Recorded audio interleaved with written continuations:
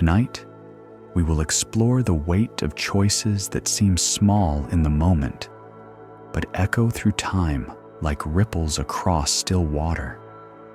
We will meet people who faced the same moral crossroads we encounter every day, the moment when we choose between what benefits ourselves and what serves the greater good, between honesty and convenience, between the quick path and the right path. These are stories about karma, not as punishment from above, but as the simple truth that our actions create consequences we must live with. Like seeds planted in soil, our choices grow into the harvest of our days. Some seeds bring nourishment, others bring thorns, and some, we will discover, poison the very ground we depend upon. There is nothing you need to do tonight, nothing to fix, no one you need to become. Simply rest here with these ancient teachings. Let them settle into your mind like gentle rain on thirsty earth. If this path calls to you, I invite you to subscribe and join us on this journey of awakening. In the stories we will share, ordinary people make ordinary choices and discover extraordinary truths. A craftsman who prays for rain, a merchant who makes impossible promises, an apprentice who transforms cruelty into wisdom. Each will show us something about the delicate web that connects all actions to all consequences, all hearts to all other hearts. Let us begin this journey together. Take a gentle breath and feel your body supported by whatever holds you now. There is nowhere to go, nothing to achieve. We are simply here, listening to the old stories that reveal eternal truths. Let us explore a story about wanting what we should not want. In a bustling market town where the monsoon rains came and went with the rhythm of seasons, there lived a man named Jaya who crafted the most beautiful umbrellas and parasols in the region. His shop stood on a corner where 3 roads met, its windows filled with creations that caught the eye like jewels. Silk parasols painted with peacocks and lotus blossoms, sturdy umbrellas with bamboo handles worn smooth by careful hands, delicate paper umbrellas that cast shadows like lace. Jaya had learned his craft from his father, who had learned from his father before him. The family had been making umbrellas for 7 generations, and Jaya took pride in continuing the tradition. He chose his materials carefully, the finest bamboo from the mountain forests, silk that caught light like captured sunbeams, paper thin as breath, but strong as promises. Each umbrella was made slowly, with attention to every detail, every joint reinforced, every seam straight and true.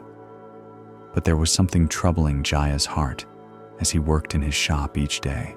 During the dry season, when the sun blazed overhead and people sought shade rather than shelter from rain, his beautiful umbrellas hung untouched. Customers came for the decorative parasols. Yes, the wealthy ladies wanted them for their afternoon walks. The merchants' wives carried them to market for fashion rather than function. But his sturdy rain umbrellas, the ones made for real weather, the ones that took the most time and skill to create, these gathered dust. Jaya would sit at his workbench, carefully stretching silk over bamboo ribs, and watch through his window as people walked by in the blazing sunshine. His neighbor, the grain merchant, was busy every day, selling rice and wheat and millet to customers who needed food regardless of weather. The metal worker across the street hammered tools that were always in demand. The cloth seller never lacked for buyers. But Jaya's livelihood rose and fell with the rains. So Jaya began to pray for rain. At first, it was a simple wish, barely conscious, looking at the clear sky and thinking how much better business would be if clouds would gather. But as the dry season stretched longer than usual, and his savings dwindled while his beautiful umbrellas remained unsold, the prayers became more urgent. He would wake before dawn and stand in his doorway, scanning the horizon for any hint of clouds. He made offerings at the temple, asking the gods to send rain so that people would need his umbrellas. The rainy season came late that year, but when it arrived, it came with a vengeance. The skies opened and poured as if making up for lost time. Water fell in sheets, turning the dusty roads to rivers of mud, drumming on rooftops with the sound of 1,000 small hammers. People hurried through the streets clutching inadequate cloths over their heads, and suddenly, everyone needed what Jaya had to offer. His shop filled with customers. The sturdy black umbrellas he had crafted so carefully were snatched up by people desperate for real protection. Even his more expensive creations found buyers, merchants who needed to travel despite the weather, officials who had to maintain dignity while walking through the rain. In 3 weeks, Jaya sold more umbrellas than he had in the previous 3 months. He should have been happy. This was what he had prayed for, worked for, hoped for. His money box filled with coins. His reputation grew as word spread about the quality of his umbrellas in truly testing weather. Other craftsmen looked at him with envy, seeing how the rain brought prosperity to his door. But as the downpour continued, day after relentless day, Jaya began to hear other news in the market. The grain merchant's face grew long and worried as he spoke of crops rotting in the flooded fields.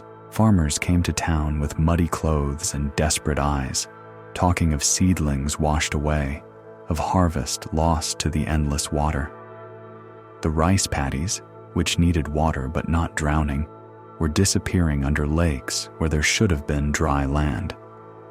Jaya watched from his shop window as a group of farmers gathered under the eaves of the tea seller's stall, their voices carrying across the street.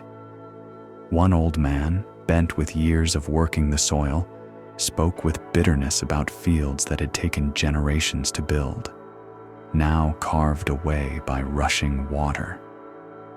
A young woman, her sari stained with mud, wept as she described her family's entire crop of vegetables floating away in the flood. Children who should have been playing were helping their parents salvage what they could from homes where water seeped through walls built for dry season comfort, not monsoon endurance. The metalworker across the street had to close his shop when the flooding reached his forge. The cloth seller moved his goods to higher shelves, then higher ones, then finally to the second floor as water crept up his walls. Throughout the market district, the sound of hammering filled the air as merchants and craftsmen worked desperately to protect their livelihoods from the very rain that was bringing Jaya such success. And still, people came to buy his umbrellas. Each customer who entered his shop was someone caught unprepared by weather that had gone beyond normal monsoon into something destructive. Each coin that dropped into his money box was payment from someone whose larger life was being damaged by the endless rain he had prayed for. One afternoon, as Jaya sat counting his profits, while rain drummed against his windows, he realized he was the only person in the market quarter who was truly benefiting from this disaster. Every umbrella he sold was proof that someone else was suffering from the answer to his prayers. The very thing that was bringing him prosperity was destroying the lives of his neighbors, his community, the web of relationships and mutual dependence that made their town possible. That night, lying in his bed and listening to water pound against his roof, Jaya felt something heavy settle in his chest. He had gotten exactly what he had asked for. The gods had answered his prayers with abundant rain, and he was reaping the harvest of his requests. But the harvest tasted bitter, because he could see now that his prosperity was built on others' misfortune. He began to understand something that had never occurred to him during all those months of hoping for rain. When he prayed for weather that would increase his sales, he was actually praying for conditions that would cause problems for other people, problems serious enough that they would pay their hard-earned money for protection. His success required others to be caught in situations of need and discomfort. His profit came directly from their difficulties. But it was more than just the immediate customers buying umbrellas.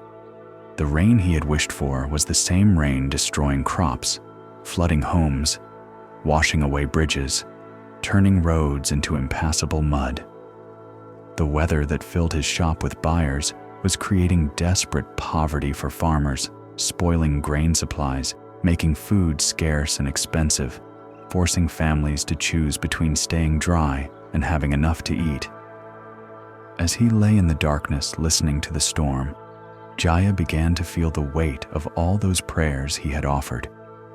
Every time he had looked at the clear sky and wished for rain, he had been asking for something that would harm people whose lives were connected to his in ways he had never bothered to consider. The farmer whose grain fed his family, the merchants who bought goods that kept the town alive, the children who needed dry ground to play on, all of them were affected by the weather he had begged the gods to send. The next morning dawned gray and wet, with no sign that the rains would ease.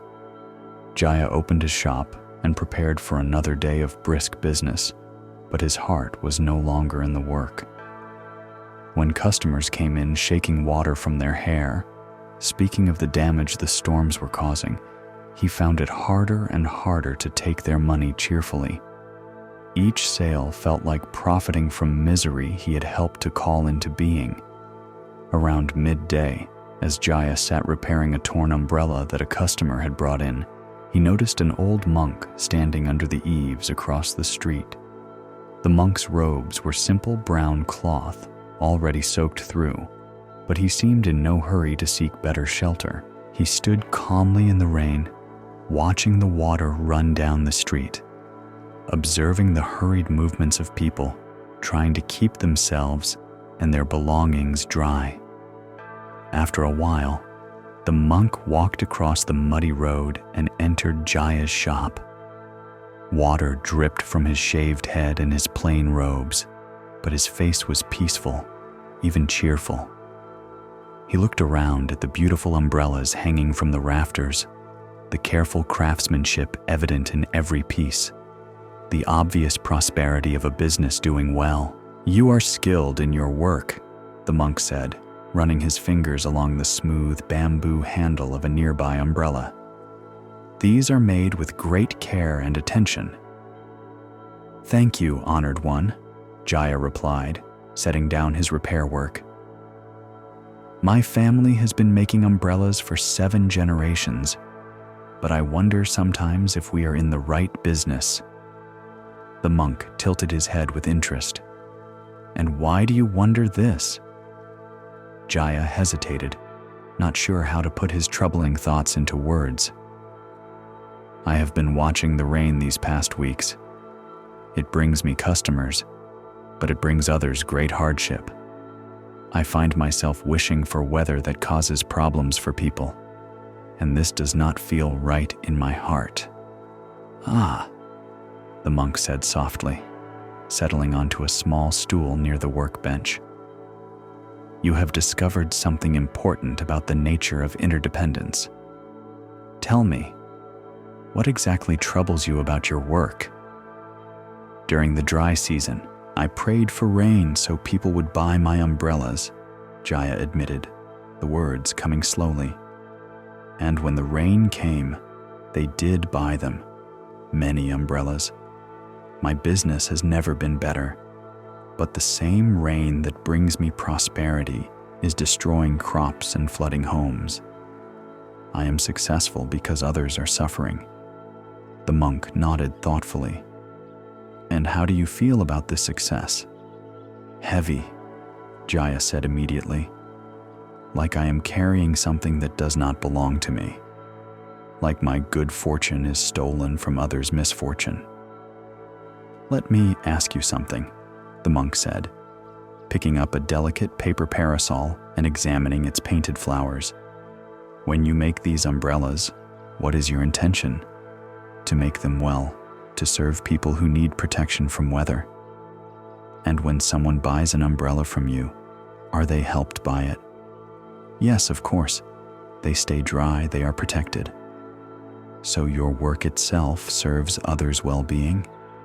Yes, I suppose so. The monk set down the parasol and looked directly at Jaya. Then why do you think wishing for conditions where people need your service is different from wishing for any other kind of work? Jaya frowned, not understanding. Because I am wishing for rain that hurts people. Are you wishing for rain that hurts people? Or are you wishing for rain? Both, I think.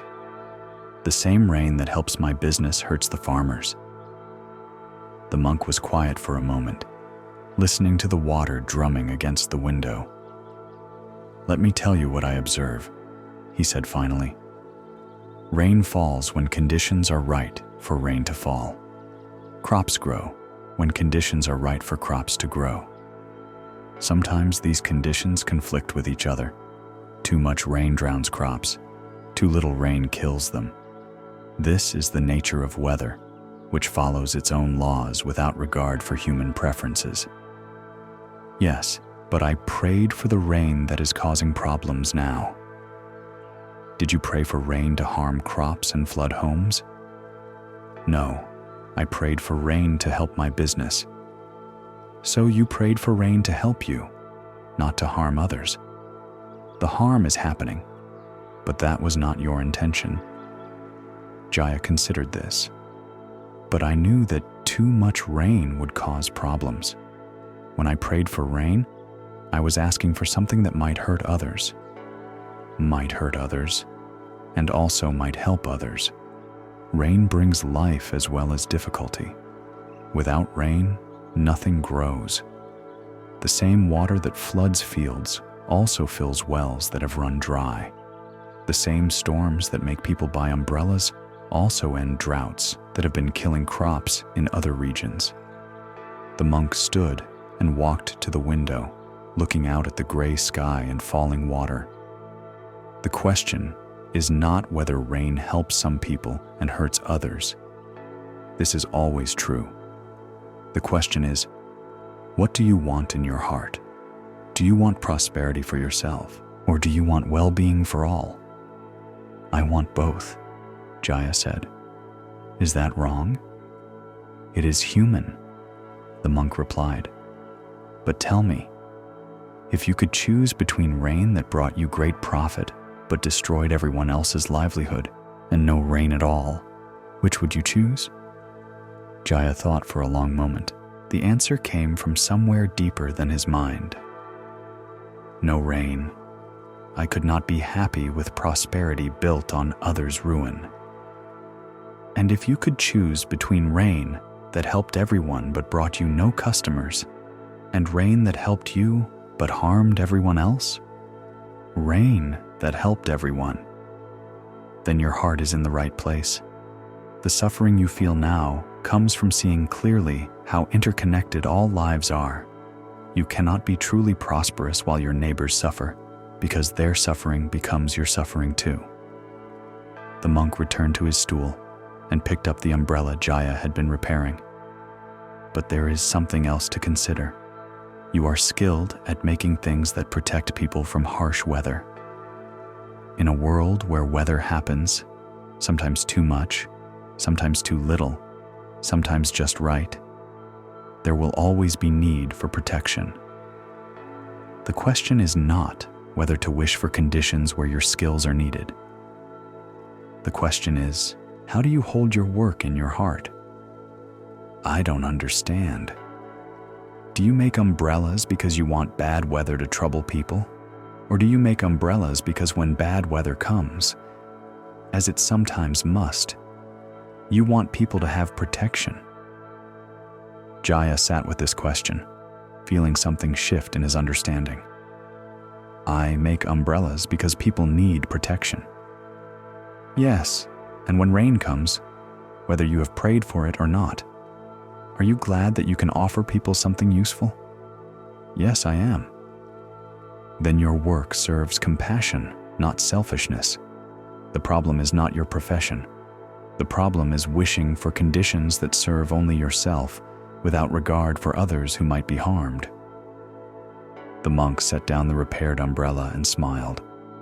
Let me ask you this.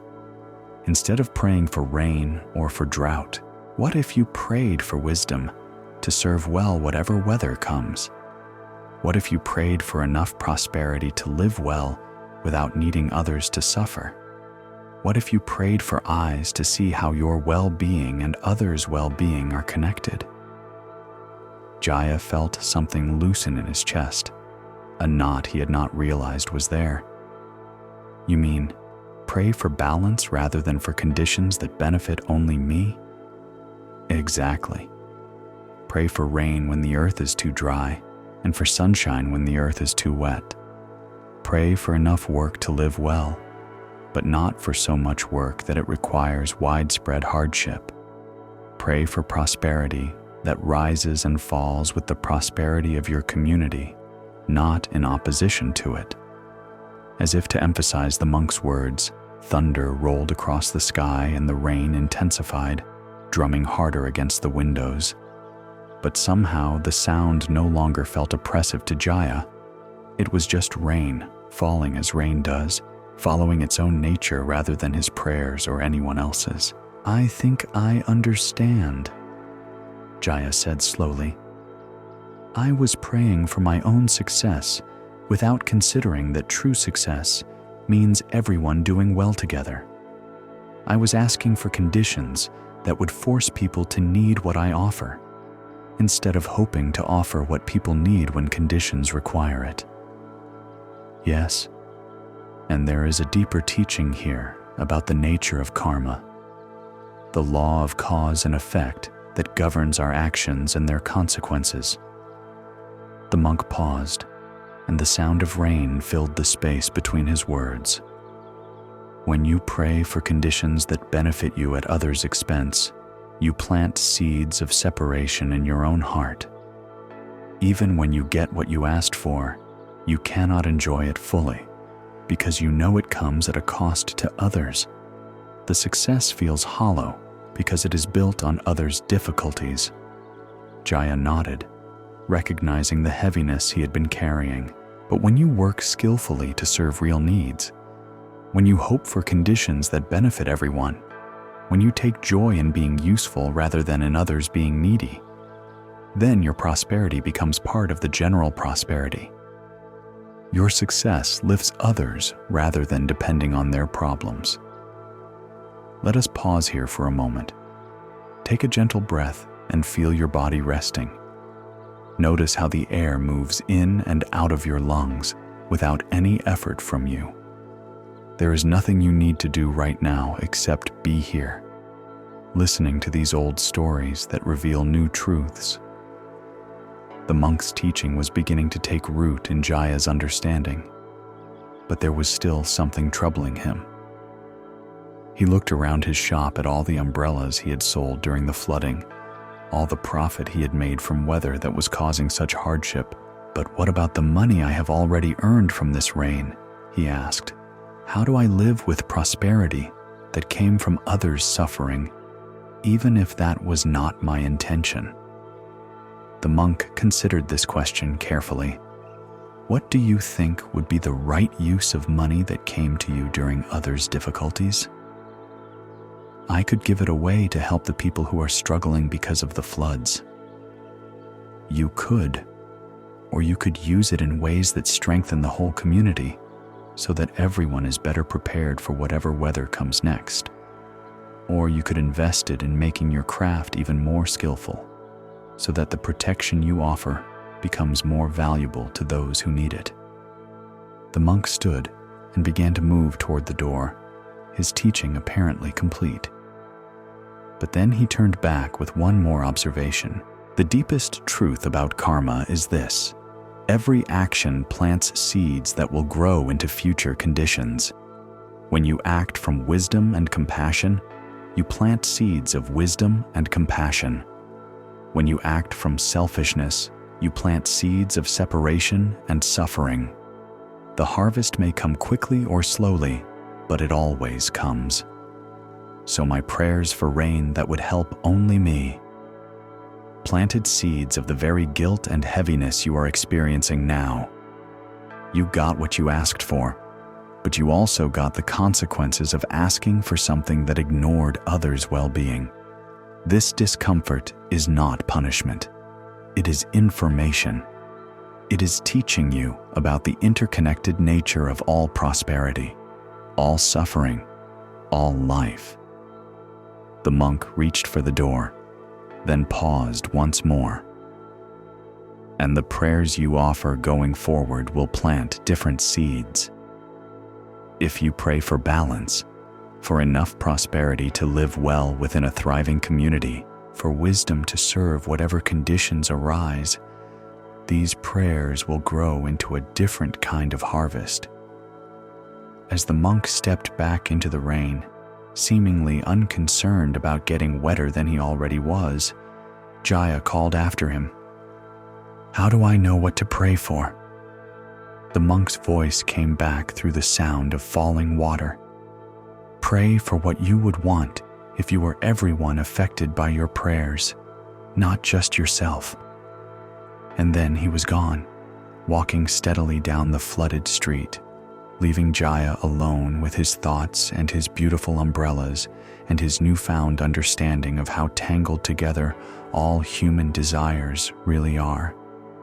That evening, as Jaya closed his shop and prepared to go home, he stood for a long time, looking out at the rain-soaked town. The water was still falling, but already he could see signs that people were adapting, helping each other, finding ways to work with the conditions rather than just enduring them. The tea seller had moved his stall under a more substantial awning and was doing good business selling hot drinks to people caught in the weather. Children had discovered the joy of splashing in puddles, their laughter mixing with the sound of rain. Even some of the farmers, after the initial shock of seeing their crops damaged, were making plans for what to plant next, how to build better drainage, how to prepare for weather that might be either too wet or too dry.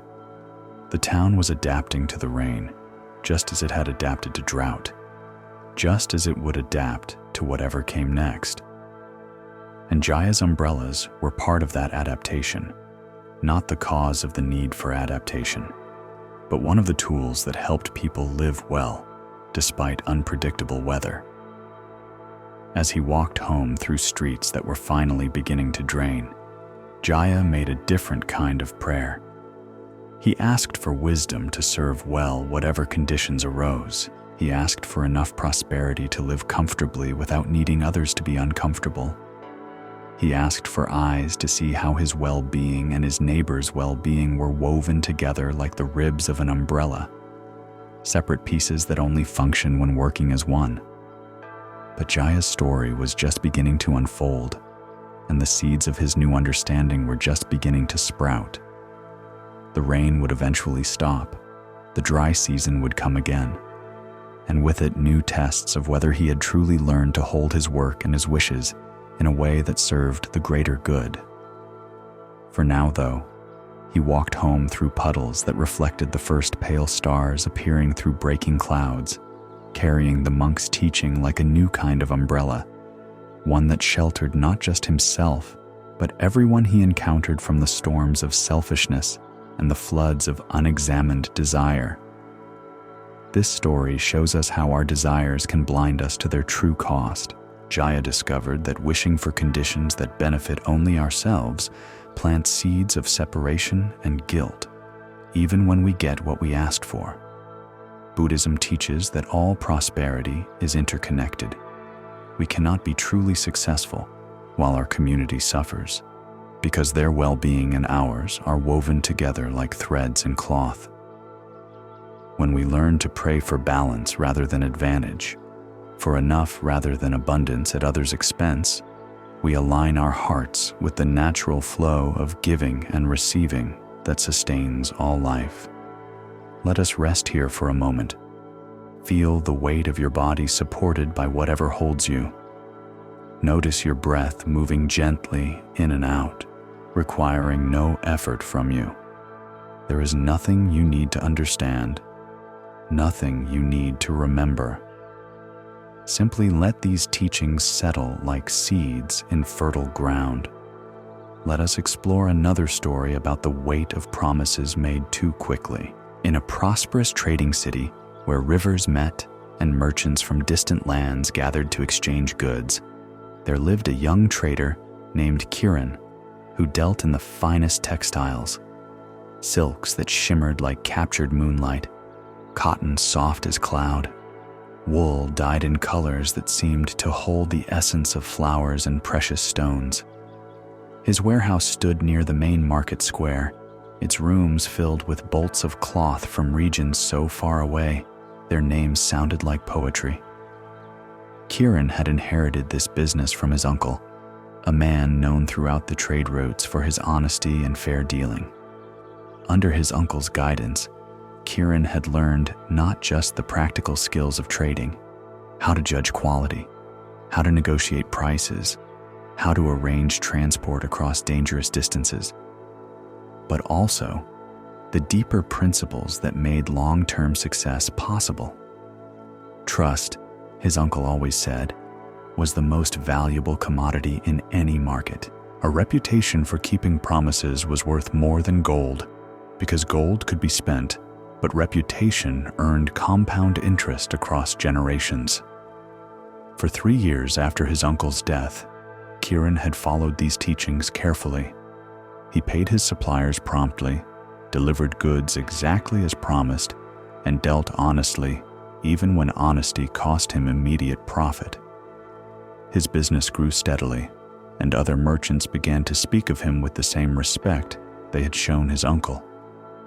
Young traders would come to him for advice, and he would repeat the lessons about patience, integrity, and the long view that had been passed down to him. But success, Kiran was beginning to discover, brought its own temptations. As his reputation grew, larger opportunities came his way. Wealthy families wanted exclusive fabrics for important ceremonies. Government officials needed vast quantities of cloth for military uniforms. Foreign merchants offered partnerships that could multiply his profits many times over. Each opportunity was larger than the last, more lucrative, more prestigious, and each required promises that stretched further into the future, demanded more resources, involved more complex arrangements with suppliers and transport. The test came on a humid morning in the monsoon season, when the air hung heavy with moisture, and the market square steamed with the scent of wet earth and commerce. Kiran was examining a shipment of indigo-dyed silk that had just arrived from the eastern provinces when a messenger approached his stall. The man wore the colors of the Maharaja's household, a summons to the palace.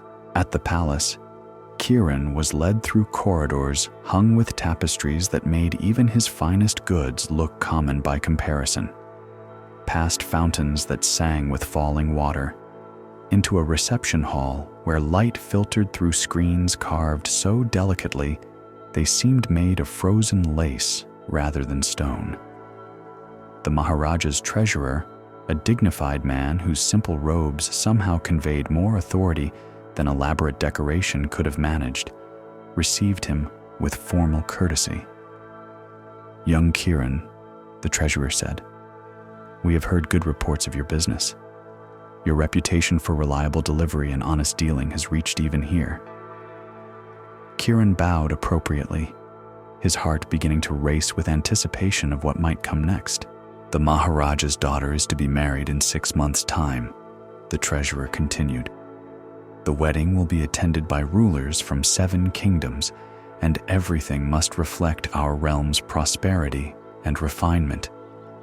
We need someone to provide the textiles, not just for the royal family, but for all the ceremonies, all the guests' accommodations, all the decorative elements that will make this celebration worthy of such an important alliance."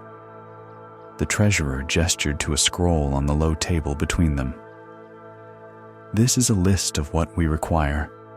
Take it, examine it, and tell us if you can fulfill such a commission." Kieran took the scroll with hands he hoped did not tremble and began to read. As his eyes moved down the list, his excitement grew and grew until it felt like a fire in his chest. Silk tapestries measuring hundreds of yards, cotton for bedding that would outfit a small city, woolen carpets in specific patterns and colors, ceremonial cloth of gold for the wedding party, decorative fabrics for pavilions, banners, ceremonial umbrellas, horse trappings. The list seemed endless. More than the quantity, though, was the quality specified. Only the finest materials, the most skilled workmanship, colors that matched exact samples, patterns that required master weavers to execute. This was not just a large order. It was a commission that would establish whoever fulfilled it as the premier textile merchant in the region, possibly in several regions. Success here would mean access to royal patronage, connections with foreign courts, opportunities that could transform a comfortable business into a trading empire. But as Kieran continued reading, part of his mind, the part trained by his uncle's careful teaching, began calculating not just the profits, but the practical requirements. The silk alone would require coordination with weavers in at least 3 different provinces. The specialized dyeing would need master craftsmen whose schedules were usually booked months in advance. The sheer volume would require transport arrangements more complex than anything he had ever managed, with backup plans for weather delays, road conditions, possible banditry in remote areas, and all of it, according to the scroll, needed to be delivered and in place 6 weeks before the wedding date to allow for proper installation and any necessary adjustments. "This is," Kieran began, his voice catching slightly. "This is an extraordinary commission." "Indeed it is. The Maharaja does not offer such opportunities lightly, but we have heard that you are a man who keeps his promises, no matter what difficulties arise." There it was. The expectation based on reputation, the assumption that past reliability guaranteed future performance regardless of scale. Kieran felt the weight of his uncle's legacy, the accumulated trust of 3 years of careful dealing, the momentum of success that seemed to demand ever greater successes. "Can you do it?" the treasurer asked simply. The practical part of Kieran's mind was still calculating, still finding problems. 6 months was tight for work of this complexity and quality. His regular suppliers might not have sufficient stock. The specialized artisans might already be committed to other projects. The logistics of coordinating so many different elements from so many different sources, all arriving at the correct time and place, presented challenges he had never faced before. But the ambitious part of his mind was already imagining success. The profits from this single commission would be more than he usually earned in 2 years. The prestige would attract customers he could barely dream of now. The connections made through serving the royal wedding would open doors throughout the region and beyond. This was the kind of opportunity his uncle had always said came rarely in a merchant's lifetime. The chance to transform good business into great business. "Yes," Kieran heard himself saying, "I can do it." The treasurer smiled and called for a clerk to prepare the contracts. As Kieran watched the formal documents being written in precise script, specifying delivery dates and penalty clauses and quality standards, he felt a mixture of exhilaration and something that might have been fear. He had just committed himself to the largest, most complex undertaking of his career, based on enthusiasm rather than careful planning. But it was too late for second thoughts now. The contracts were signed, the initial payment made, and Kieran found himself walking back through the palace corridors in a kind of dream, carrying documents that represented either the making of his fortune or the destruction of everything he had built. Back in his warehouse, surrounded by the familiar bolts of cloth and the comfortable scale of his normal business, the magnitude of what he had promised began to settle on him like a weight. He spread the commission list across his work table and began making detailed calculations for the first time since that morning's meeting. The silk requirements alone would need output from weavers in 3 provinces, and he would have to coordinate their schedules, provide materials, arrange transport, and ensure quality control across distances that would require weeks of travel to supervise personally. The specialized dyeing would require dyes he had never purchased in such quantities, some of which came from sources he had never dealt with directly. The deadline meant everything would have to proceed simultaneously rather than in the careful sequence he was used to managing. As the afternoon wore on and his calculations became more detailed, Kieran began to understand the true scope of what he had undertaken. This was not just a larger version of his usual business. It was a completely different kind of enterprise, requiring skills in coordination, logistics, and risk management that he had never needed to develop. He was essentially promising to become, overnight, the kind of merchant his uncle had spent 30 years growing into. But the contracts were signed, the royal treasury had made its first payment, and retreat was not an option. Kieran rolled up his calculations and began making lists of everything that needed to happen in the next week, the next month, the next 6 months. If he was going to fulfill these promises, he would need to transform not just the scale of his operation, but his entire approach to business. The next morning, Kieran began sending messages to suppliers throughout the region. The responses that came back over the following days were mixed. Some excited by the prospect of such a large commission, others concerned about the timeline, a few outright refusals from craftsmen who knew their limitations better than Kieran seemed to know his own. The silk weavers in the eastern provinces were intrigued but cautious. Yes, they could probably produce the quantities specified, but it would require them to put aside other work, hire additional workers, purchase more raw materials than they usually kept in stock. They would need guarantees, advance payments, penalties for any changes or cancellations on Kieran's part. The finest silk came from particular regions during particular seasons. Could he guarantee the supply of raw materials in the quantities and timing his schedule required?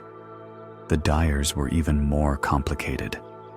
The deep indigo specified in the Royal Commission required a particular type of mordant that came from coastal regions. The cloth of gold needed actual gold thread that had to be ordered months in advance from specialized metal workers. Several of the color requirements were unusual enough that achieving them consistently across large quantities would require experimentation and testing that could not be rushed. With each response that arrived, Kieran's understanding of the complexity deepened. He had thought of the Royal Commission as simply a larger version of orders he had handled before, but it was becoming clear that scale changes everything. Managing one skilled weaver was different from coordinating dozens. Ensuring consistent quality in small batches was different from maintaining standards across vast quantities. Handling familiar suppliers was different from establishing relationships with craftsmen he had never worked with before. But perhaps most challenging of all was the time pressure. In his normal business, if a shipment was delayed or a batch of dye came out wrong or a weaver fell ill, there was flexibility to adjust, to find alternatives, to extend deadlines. The royal wedding, however, was fixed in time like a star in the sky. No amount of explanation or apology would move that date, and no partial delivery would be acceptable. Everything had to be perfect, and everything had to be ready exactly when promised. As the third week after signing the contracts began, Kieran realized he was starting to feel something he had never experienced in his 3 years of business. A gnawing anxiety that followed him from morning to night. He would wake up thinking about shipments that might be delayed, go to sleep worrying about quality control across dozens of suppliers, spend his days writing letters and making calculations that seemed to grow more complex rather than simpler as he learned more about what he had committed to do. His friends began to notice the change. Where he had once been relaxed and confident in discussing business, he now seemed distracted, distant, always thinking about something else. The young traders who had come to him for advice found him less available, more worried about his own challenges than interested in sharing wisdom. Most troubling of all, Kieran began making decisions he would never have made before, accepting materials that were almost but not quite the quality specified, agreeing to delivery schedules that required everything to go perfectly with no room for the normal delays and complications of trade, promising his suppliers things he was not entirely sure he could deliver. It was during this time of growing pressure that Kieran encountered someone who would help him see clearly what was happening to him and his business. He was in the fabric district, examining a sample of silk that had just arrived from the eastern provinces, when he noticed an elderly woman sitting in the shade of a nearby stall. She was simply dressed, neither wealthy nor poor, with the kind of ageless face that suggested deep peace rather than mere age. What caught his attention was her stillness. In a market quarter full of hurried movement and busy conversation, she sat like a calm center, watching the commerce flow around her with gentle interest. When their eyes met, she smiled and gestured for him to approach. "You are Kieran, the textile merchant," she said. It was not a question. "Yes, honored mother. Do we know each other?" "We have not met, but I know your uncle's reputation, and I have been watching you these past weeks.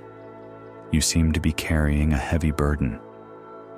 Something in her manner invited confidence. Perhaps it was the stress of the past month, or perhaps it was the relief of being seen by someone who seemed genuinely interested in his well-being rather than what he could provide. But Kieran found himself telling her about the royal commission, about the complexity he had not anticipated, about the growing weight of promises that seemed larger each day. The old woman listened without interrupting, occasionally nodding, sometimes asking a simple, clarifying question. When he finished describing his situation, she was quiet for several minutes, watching the busy market with the same gentle attention she had given to his words. "Tell me," she said finally, "when you accepted this commission, what did you hope to gain? Prosperity, reputation, the kind of success that would establish my business for generations. And what did you promise to give? The finest textiles, delivered perfectly, exactly on time. But what are you actually able to give?" Kieran paused, the question catching him off guard. I am learning that I may have promised more than I can deliver with certainty. And how does it feel to carry promises you are not sure you can keep? Heavy, frightening, like walking on ground that might give way at any moment. The old woman nodded thoughtfully. This is what happens when our desires become larger than our wisdom. We promise from our ambition rather than from our actual capacity. She gestured to a fruit seller across the market lane, a middle-aged man who was patiently helping customers choose mangoes, taking time with each person, never hurrying despite the line of people waiting. That man could promise to supply fruit for the royal wedding. He could sign contracts for thousands of mangoes, take large payments, hire dozens of helpers. But look at how he works now, with care, with attention to each piece of fruit, with respect for both the produce and the customer. Does he seem like someone who would make promises his orchards cannot keep? Kieran watched the fruit seller, seeing the measured pace, the careful selection, the way he seemed to know exactly what his trees could produce and what his experience could guarantee. No. He seems to know his limitations. Exactly. And because he knows his limitations, his promises have meaning. When he says a mango will be sweet, customers trust him because he does not promise sweetness he cannot deliver. The old woman stood, brushing dust from her simple sari. The question for you is not whether you can somehow fulfill the promises you have already made. The question is, what will you learn from this experience about the difference between ambition and capacity, between what we want to be able to promise and what we can actually deliver? As she began to walk away, Kiran called after her. But what should I do about the royal commission? I have signed contracts, taken payment, given my word. She turned back with a compassionate but serious expression. Do everything you can to fulfill your promises. Work harder and more skillfully than you have ever worked. Call on every resource, every favor, every possibility for help.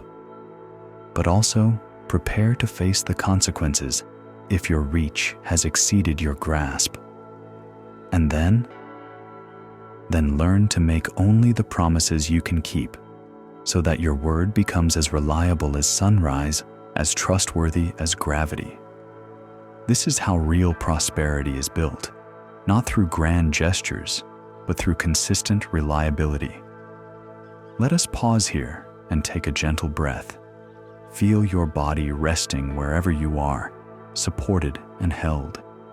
Notice the quiet space around you, the permission to simply be here without needing to solve anything or understand everything. Rest in this moment like settling into still water. The old woman's words stayed with Kiran as he returned to his warehouse and the mounting challenges of the Royal Commission. Over the following weeks, he threw himself into the work with an intensity he had never brought to any project before. He traveled personally to the eastern provinces to oversee the silk production, sleeping in simple roadside inns and rising before dawn to examine each day's output.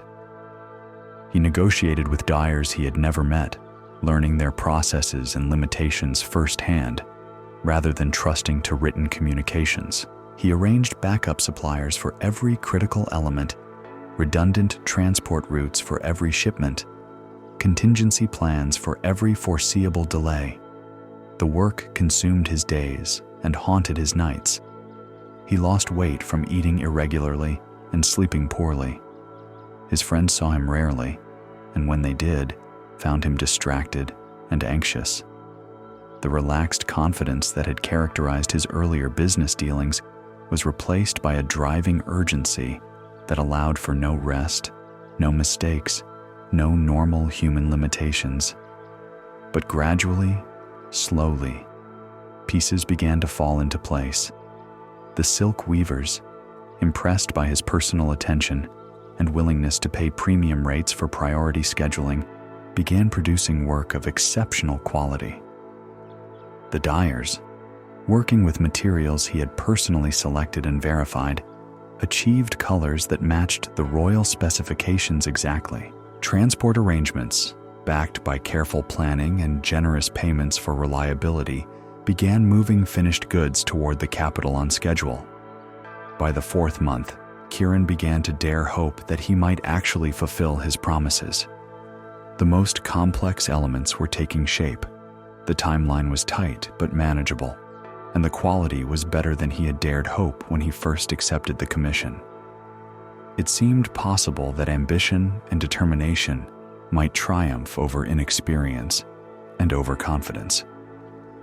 Then the rains came early and with unusual force. The first reports reached Kiran on a morning when he was inspecting a shipment of ceremonial cloth of gold that had just arrived from the mountain provinces. A messenger, mud-splattered and exhausted from hard travel, brought word that the main trade route through the eastern passes was washed out. Bridges that had stood for decades were gone, swept away by rivers swollen beyond recognition. The mountain road that carried most of his silk shipments was impassable, and local authorities estimated it would take weeks to repair. 3 days later, another messenger arrived with news that flooding in the coastal region where his dyes were prepared had contaminated several workshops. Vats of indigo that represented months of careful preparation were ruined.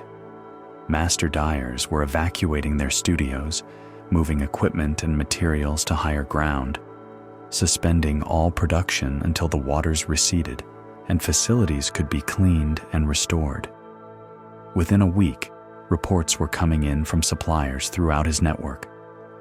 Transport delayed, workshops flooded, materials damaged, craftsmen displaced by the worst early monsoon in living memory. The redundant systems and backup plans that had seemed so careful suddenly proved inadequate in the face of weather that exceeded all normal expectations. Kieran stood in his warehouse, surrounded by the portions of the royal commission that had already arrived, perhaps a third of what was needed, and felt the weight of the old woman's warning settle on him like a stone. He had learned the difference between ambition and capacity, but he had learned it too late to save him from the consequences of promises made from desire rather than wisdom. The deadline for the royal wedding was now 8 weeks away, and Kieran possessed neither the time nor the resources to find alternative suppliers for everything that had been lost to the floods. Even if the weather cleared immediately and all transport resumed normal schedules, even if damaged materials could be replaced and disrupted craftsmen could return to their work, there was no longer enough time to complete and deliver everything he had promised. That evening, as rain drummed against the roof of his warehouse, and he sat among bolts of silk that represented both his greatest success and his approaching failure, Kieran finally understood what the old woman had been trying to teach him. The promises he had made were not just commitments to deliver goods. They were tests of his understanding of his own limitations, his capacity to judge not just what he wanted to accomplish, but what he could realistically achieve.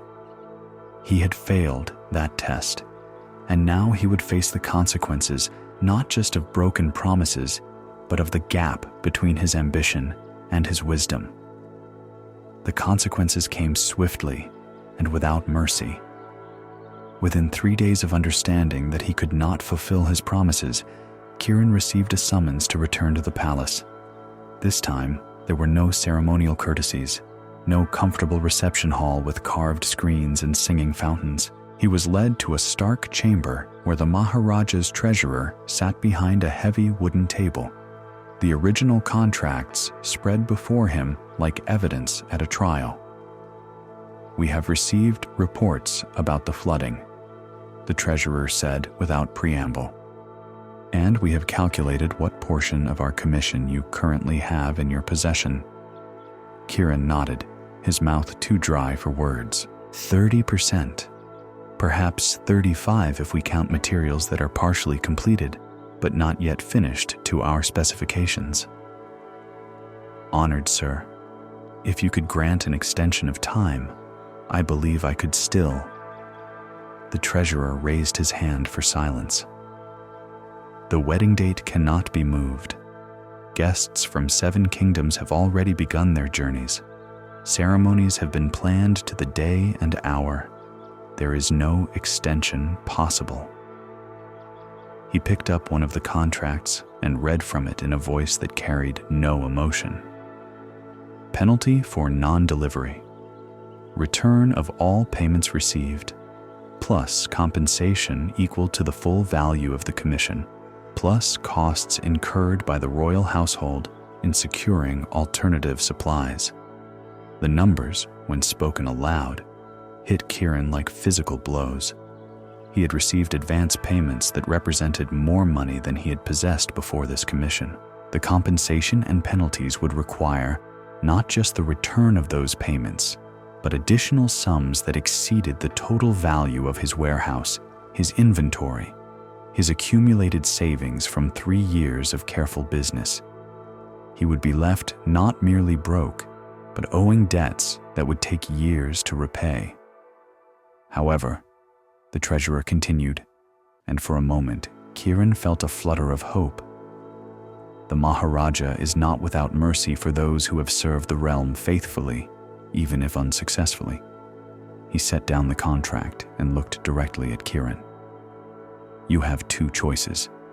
You may accept full penalties as specified in our agreement, which will require the liquidation of your business and personal assets, plus a binding commitment to repay remaining debts through future earnings. This path preserves your reputation for honesty, while acknowledging your failure to fulfill commitments. Kiran waited, hardly breathing. Or you may transfer ownership of your business, your warehouse, your current inventory, and all outstanding contracts to the royal treasury. We will complete your other obligations and absorb the losses from this commission. You will be released from all debts, but you will leave the trading profession entirely and permanently. The choice was between financial ruin that might eventually be overcome through years of careful work, or immediate freedom purchased at the cost of everything he had built and any possibility of rebuilding it. Between devastating consequences that preserved his identity as a merchant, or escape from consequences that required abandoning that identity forever. I need time to consider, Kiran said. You have until tomorrow at sunset. If you choose the first option, we will expect immediate payment of all funds due. If you choose the second, we will expect transfer of all assets by the end of this week. Walking back through the city streets that evening, Kiran felt as though he were seeing everything for the first time and the last time simultaneously. The market quarter where he had built his reputation, the warehouse where he had learned his trade, the network of suppliers and customers and fellow merchants who had become the framework of his adult life. All of it might be lost by tomorrow's sunset, consequence of promises made in a moment of ambition that had lasted only as long as it took to say yes. He spent that night in his warehouse, surrounded by bolts of silk and cotton that might soon belong to others, trying to understand how 3 years of careful growth had been destroyed by a single decision made without adequate thought. The old woman's words returned to him. The difference between ambition and capacity, between what we want to be able to promise and what we can actually deliver. But there was something else in her teaching that he had not fully grasped at the time. She had spoken not just about the consequences of overreaching, but about what could be learned from those consequences. What, Kiran wondered, was he supposed to learn from losing everything? As dawn light began to filter through the warehouse windows, he heard footsteps outside. Someone was knocking on his door before the market day officially began. When he opened it, he found the old woman standing there, carrying a simple cloth bag and wearing the same peaceful expression he remembered from their first meeting. I heard about your difficulties, she said. May I come in? Kiran gestured her inside, suddenly embarrassed by the disorder of his warehouse. Inventory scattered as he had tried to calculate what he owned versus what he owed. Papers spread across every surface as he attempted to understand his options. I have to make a decision today, he said. Lose everything slowly through debt, or lose everything quickly, but be free to start over. The old woman walked among the bolts of fabric, running her fingers over silk that had been woven in provinces hundreds of miles away, examining cotton that had been grown and processed by craftsmen whose names Kiran had never learned. These are beautiful, she said. Your uncle would have been proud of the quality you have learned to recognize and obtain. My uncle would have been ashamed that I destroyed his business through pride and poor judgment. Would he? Let me tell you something about your uncle that you may not have known. She settled herself on a low stool near his work table, moving with the unhurried grace of someone who had learned not to waste energy on unnecessary urgency. 25 years ago, your uncle accepted a commission to provide ceremonial textiles for a religious festival. It was the largest order he had ever received, and he was certain it would establish his business as the premier supplier to religious institutions throughout the region. Kieran looked up, surprised. His uncle had never mentioned such a commission. The festival was to honor a visiting teacher from a distant monastery, a man whose reputation for wisdom had drawn disciples from many kingdoms. Your uncle worked for months, coordinating with weavers and dyers, arranging transport, managing every detail with the same care you have been trying to bring to your royal commission. The old woman paused, looking around at the scattered papers and half-organized inventory. 2 weeks before the delivery date, the visiting teacher died unexpectedly. The festival was canceled, the order was canceled, and your uncle was left with an enormous inventory of specialized religious textiles that had no other market. He lost nearly everything: his savings, most of his regular business relationships, even his workshop. He had to start over from almost nothing. But he built a successful business. He became known for reliability and honest dealing. Yes, he did. But the success came not despite his failure, but because of what he learned from it. The experience taught him the difference between what he wanted to achieve and what he could reasonably promise. It showed him that true security comes not from landing the biggest possible commission, but from understanding and staying within his actual capacities. She stood and walked to the window, looking out at the market quarter coming to life in the morning sunshine. Your uncle never told you this story because he was not proud of his failure, but he was proud of what he built afterward. A business based on careful promises kept rather than ambitious promises attempted. Every decision he made, every commitment he accepted, was filtered through the wisdom he had gained from losing everything once. Kieran felt something shift in his understanding, like looking at the same landscape from a different angle and seeing shapes that had been invisible before. So my failure is your education. Expensive education, painful education, but education nonetheless. The question is, what will you learn from it? The old woman opened her cloth bag and removed something wrapped in simple cotton. A small wooden bowl, polished smooth by countless hands, beautiful in its perfect simplicity. This bowl was carved by a craftsman who once tried to make bowls so elaborate, so decorated with intricate patterns and precious inlays that he spent months on each piece and could barely sell them because they were too expensive for daily use and too ostentatious for people of refined taste. He lost his workshop, his tools, his reputation for practical craftsmanship. She held the simple bowl up to the morning light, and Kieran could see how perfectly proportioned it was, how the grain of the wood flowed in lines that seemed to guide the eye naturally around its gentle curves. When he started over, he decided to make the simplest, most perfect bowls possible. No decoration except the natural beauty of well-chosen wood. No complexity except the subtle curve that makes this shape so satisfying to hold and use. Every bowl he makes now sells immediately because he learned to promise only what he could deliver with absolute certainty. She set the bowl on Kieran's work table, where it seemed to transform the entire space around it, making the scattered papers and disordered fabric look cluttered rather than busy. The craftsman who made this is the same man who lost everything trying to make bowls too elaborate for his skill.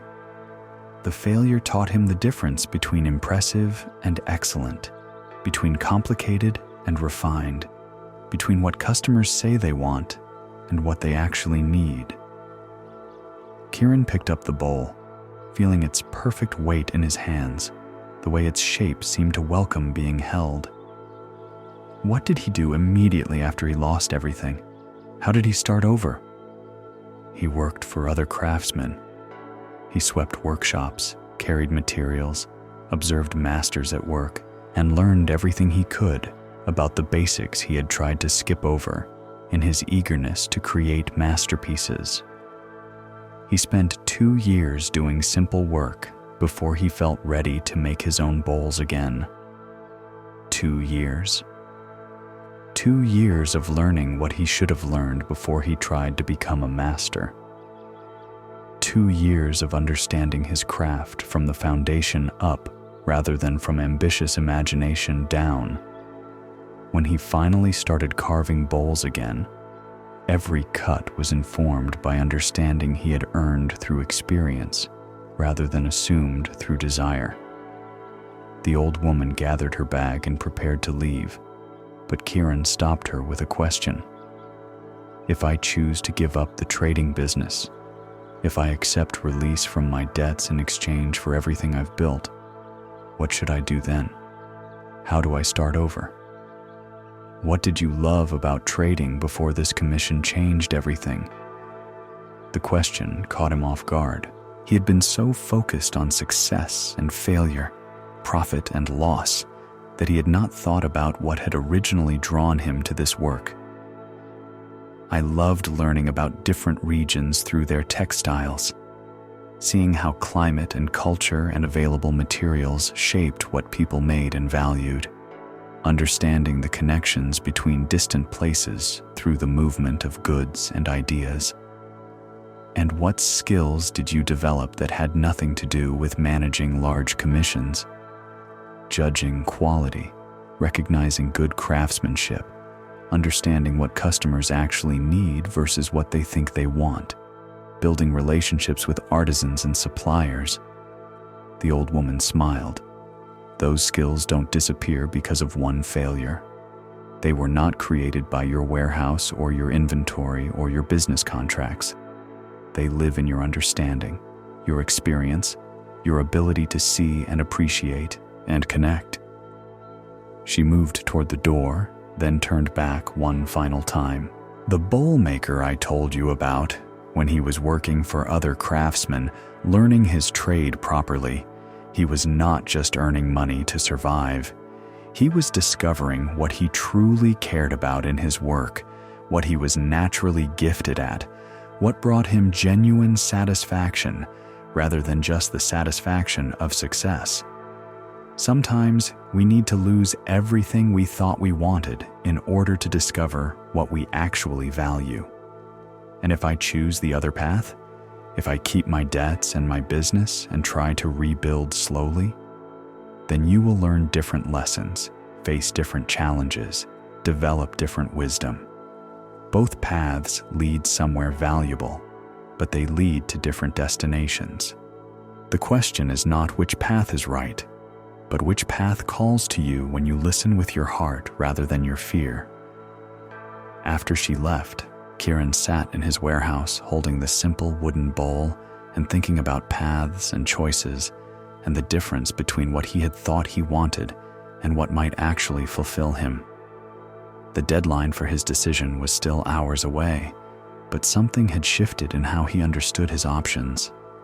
This was not just a choice between different kinds of loss, but between different kinds of beginning. Let us pause here and breathe together. Feel the air moving gently through your body, the quiet support of whatever holds you in this moment. Notice how thoughts and worries can arise and pass away like clouds across an open sky, leaving the sky itself unchanged.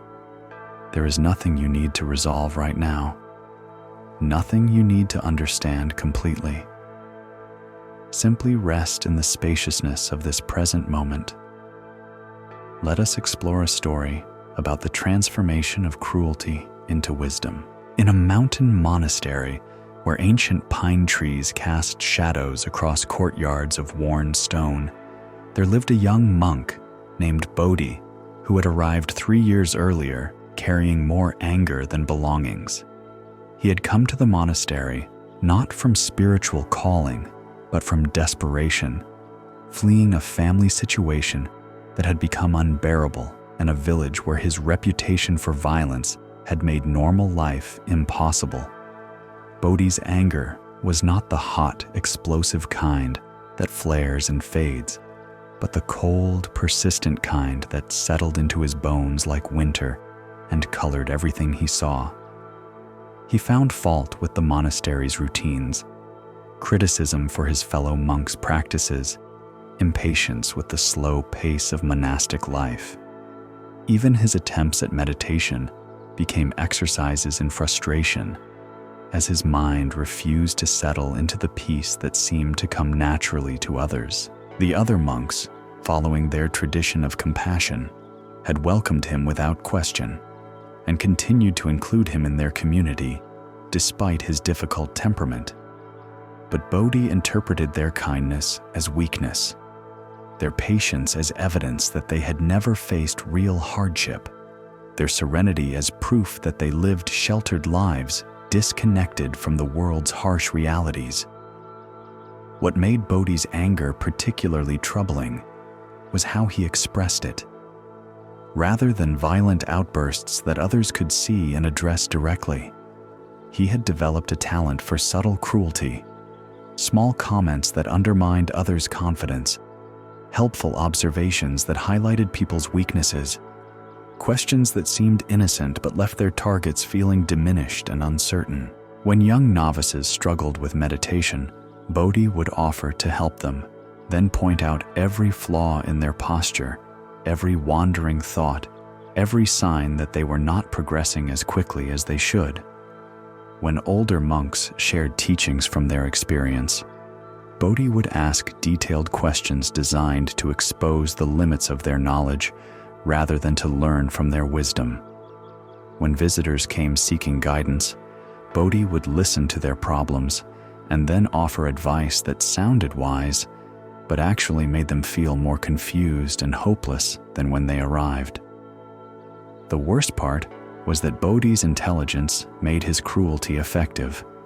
He understood people well enough to find exactly the comments that would hurt most, exactly the criticisms that would lodge in their minds and undermine their confidence for days afterward. He could make his attacks sound like concern, his undermining appear as helpful correction, his cruelty masquerade as wisdom. For 3 years, the monastery had absorbed Bodhi's behavior like earth absorbing rain, with endless patience and without retaliation. But the cumulative effect was beginning to show. Young monks who had arrived eager and open began to doubt themselves constantly. Older monks found themselves questioning teachings they had embodied for decades. The entire community seemed to move with less confidence, speak with more hesitation, carry themselves as if expecting criticism at any moment. The abbot, a man whose kindness was legendary throughout the region, had tried various approaches with Bodhi. Direct conversation about his behavior led to elaborate justifications and promises of change that lasted only days. Assigning him solitary work removed him from opportunities to hurt others, but did nothing to address the anger that continued to poison his own mind. Pairing him with the most patient and wise teachers resulted in those teachers slowly losing their effectiveness with other students, their attention and energy drained by constant exposure to subtle hostility. It seemed that Bodhi was like a stone in a stream, gradually wearing away the very banks that sheltered him. The change began on a morning when the mountain mists hung low in the valley, and the monastery bells called the community to their first meditation of the day. Bodhi took his usual place in the meditation hall, settling onto his cushion with the familiar mixture of intention and irritation that characterized his practice. Around him, the other monks arranged themselves in the peaceful silence that preceded their sitting. But on this particular morning, instead of the guided meditation they usually practiced, the abbot announced that they would be trying something different. Today, we will practice metta-meditation, the cultivation of loving kindness, the abbot said, his voice carrying clearly through the hall. We will begin by directing loving wishes toward ourselves, then extend them to others, and finally to all beings everywhere. Bodhi's first reaction was scorn. Loving-kindness meditation struck him as exactly the kind of sentimental nonsense that kept these monks from understanding the real world. But he settled into the practice because refusing would draw attention he preferred to avoid. Begin by calling to mind your own face, the abbot guided. See yourself as clearly as you can and offer yourself these wishes. May I be happy. May I be healthy. May I be at peace. May I live with ease. Bodhi attempted to follow the instructions, but when he tried to visualize his own face, what he saw was not the confident, critical expression he wore in daily life, but something that surprised him. The face that appeared in his mind's eye looked tired, hurt, defensive, like someone who expected to be attacked and was constantly preparing for battle. May I be happy, he repeated silently, but the words felt strange in his mind, as if he were speaking a language he had forgotten how to use. When had he last genuinely wanted happiness for himself, rather than just victory over others or escape from inner pain? Now, call to mind someone you love easily, the abbot continued. A family member, a friend, someone for whom loving wishes flow naturally. Bodhi searched his memory and found it surprisingly difficult to identify someone he loved without complication. His relationships had been colored by anger for so long that even positive memories carried undertones of resentment or disappointment. Finally, he recalled his grandmother, who had died when he was 12, the only person who had ever seemed to accept him completely, anger and all. May you be happy. May you be healthy. May you be at peace. May you live with ease. Directing these wishes toward his grandmother's memory felt natural, and for a moment, Bodhi experienced something he had almost forgotten, the warmth of genuine care for another being's well-being. Now, bring to mind someone neutral, someone you neither like nor dislike particularly. This was easier. Bodhi thought of the village baker from his childhood, a man he had seen regularly, but never had strong feelings about one way or another. Extending loving wishes to this neutral person felt like an interesting exercise, neither difficult nor especially meaningful. And now, the abbot's voice continued, bring to mind someone with whom you have difficulty, someone who has hurt you, or someone you have hurt. This is the most challenging part of the practice, but also the most transformative. Bodhi's mind immediately went to his father, the man whose harsh criticism and impossible expectations had planted the seeds of anger that had grown to dominate his life. Just thinking of his father's face made familiar rage rise in his chest, and the instruction to offer loving wishes seemed not just difficult, but impossible. May you be happy, Bodhi tried to think, but the words felt like lies. He did not want his father to be happy. He wanted his father to understand the pain his cruelty had caused, to experience some of the suffering he had inflicted on others. But as he sat with this resistance, something unexpected began to happen. The image of his father's face in his mind began to change, becoming less the stern, judgmental figure of his memory, and more like the tired, hurt, defensive face he had seen when looking at himself earlier in the meditation. For the first time, Bodhi found himself wondering what had made his father so cruel. What pain or fear had driven a man to treat his own child with such harsh criticism and impossible demands? Had his father learned cruelty from his own father? Had he been trying, in his misguided way, to prepare his son for a world he believed was unforgiving? Had the criticism come from love, twisted by fear into something unrecognizable? May you be happy. Bodhi tried again, and this time the words came with less resistance, though still with effort. May you be healthy. May you be at peace. As the meditation continued, extending loving wishes to all beings everywhere, Bodhi felt something loosening in his chest, some long-held tightness beginning to soften. The practice was not easy. Years of practiced anger did not dissolve in a single sitting, but it opened a door in his awareness to possibilities he had forgotten existed. When the meditation ended and the monks began filing out of the hall for their morning work, Bodhi remained on his cushion, uncertain what to do with the unfamiliar feelings the practice had stirred up. The anger was still there, but it felt less solid, less permanent than it had an hour earlier. More like weather than like ground, something that moved and changed rather than something fixed and eternal. Brother Kenzo, an elderly monk who had been particularly patient with Bodhi's difficult behavior over the years, approached as he prepared to leave. "How was the metta practice for you?" Kenzo asked gently. Instead of his usual dismissive response, Bodhi found himself answering honestly. "Strange, difficult. I'm not sure I was doing it right." "Metta practice is difficult for everyone at first," Kenzo replied, "especially for those of us who have been carrying anger for a long time. The heart needs to remember how to open, like a flower that has been closed against winter learning to bloom again in spring. I tried to send loving wishes to my father, and I could barely manage it even once. That you tried at all is significant. The intention to cultivate loving kindness is itself a form of loving kindness, even when the feeling doesn't come easily." Kenzo settled onto the cushion next to Bodhi's, apparently in no hurry to begin his morning duties. "May I tell you something about anger?" he asked.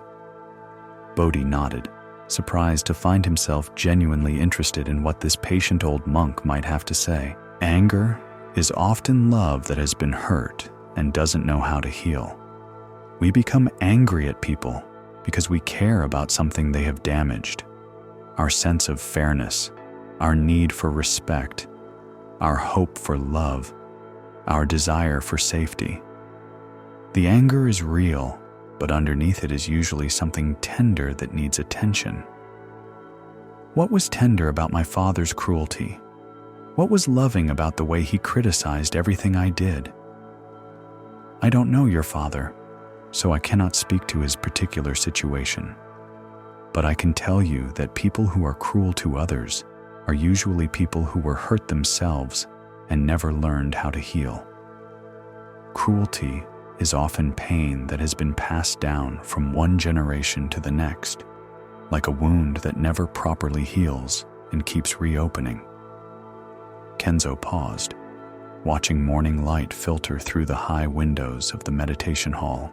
The question is not whether your father's behavior was justified. It sounds like it was not.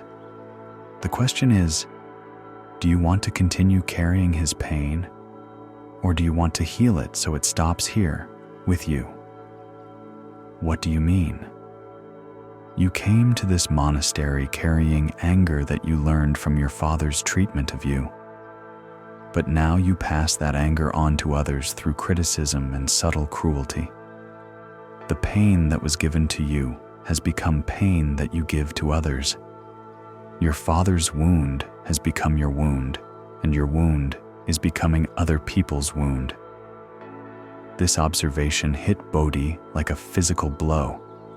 He had never seen the connection so clearly, how the cruelty he had received had transformed into cruelty he delivered, how his father's harsh criticism had taught him to be harshly critical, how the pain of being constantly judged had made him constantly judgmental of others.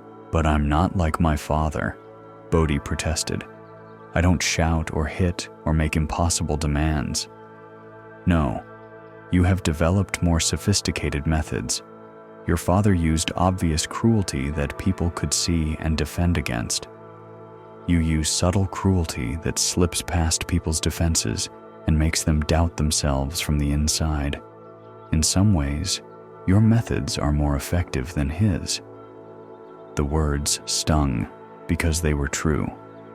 Bodhi could see now how his intelligence had allowed him to refine cruelty into an art form, how he had taken the crude weapon of his father's anger and sharpened it into something more precise and penetrating.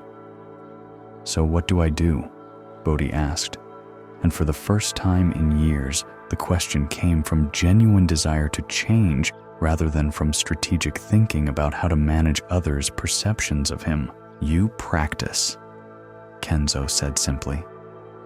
"You practice metta-meditation until your heart remembers how to open. You practice catching yourself before you say the cruel thing. Make the cutting observation. Ask the undermining question. You practice seeing the pain in others that drives their difficult behavior, just as I am inviting you to see the pain in your father that drove his. And if I can't do it, if the anger is too strong, too much a part of who I am, then you practice failing and beginning again. You practice forgiving yourself for being human, for carrying wounds, for not transforming overnight. You practice patience with your own healing process the same way this community has practiced patience with your anger."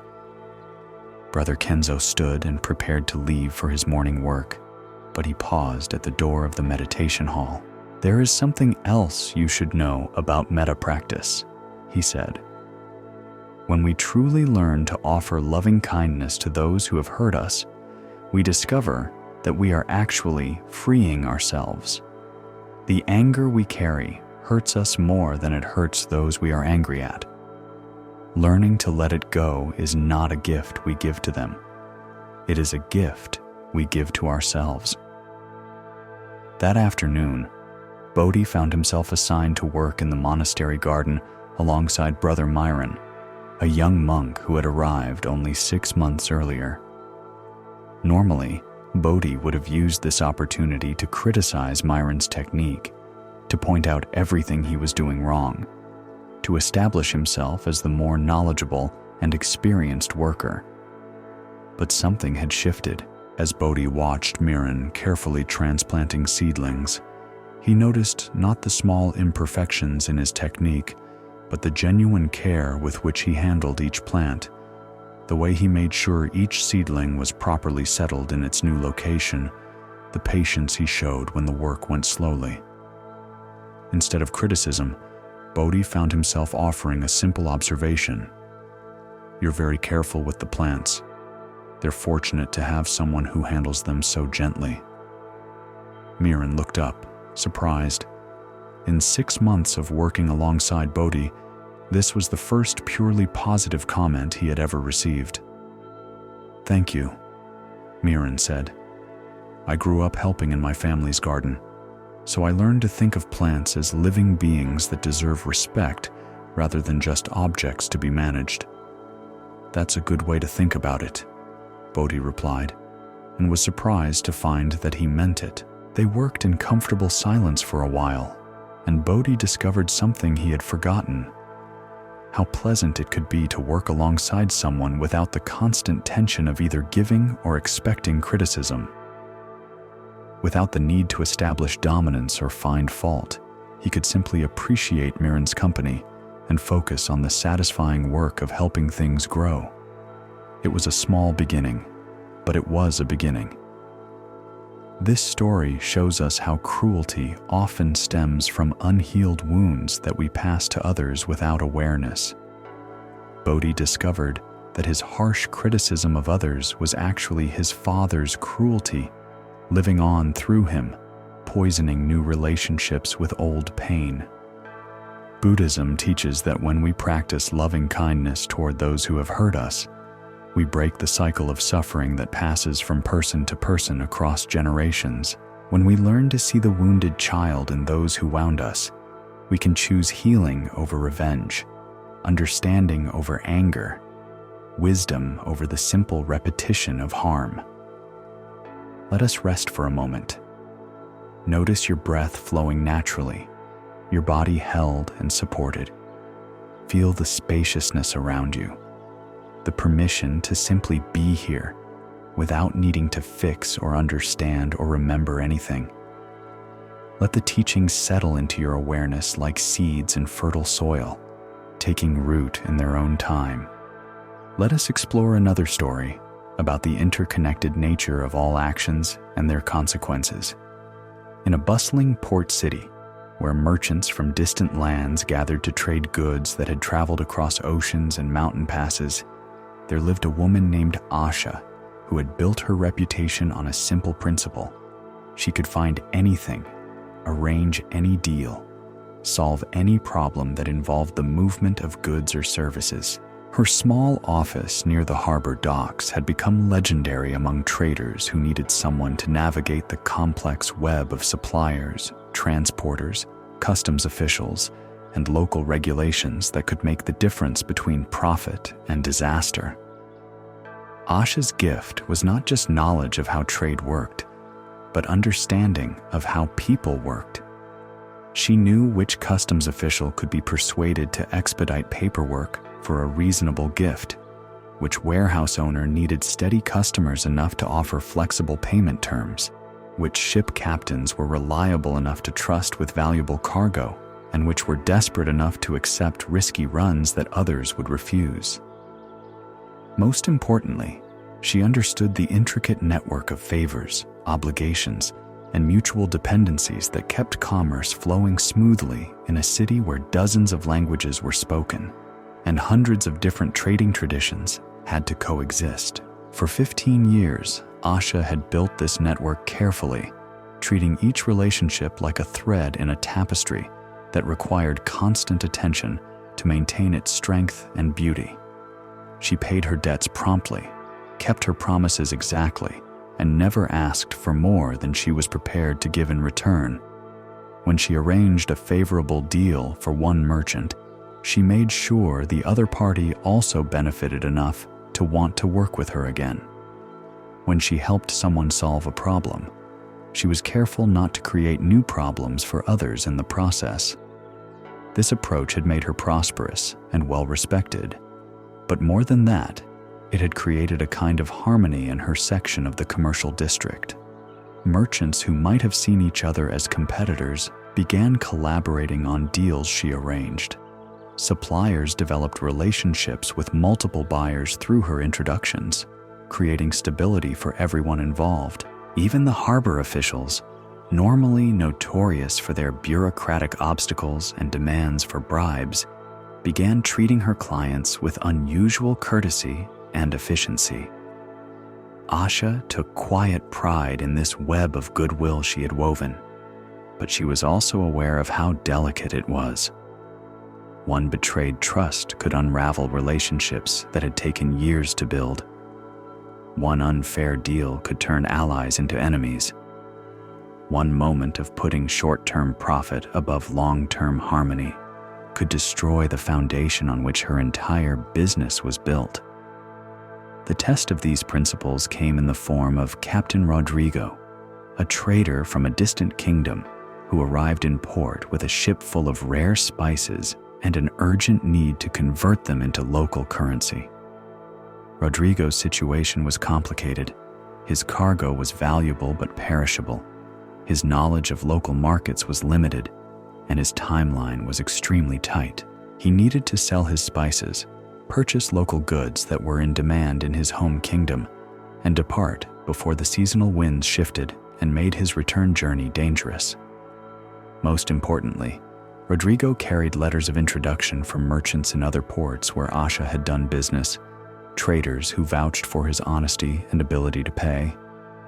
This network of mutual recommendation was part of how trust moved along the trade routes, and honoring such introductions was essential to maintaining relationships across vast distances.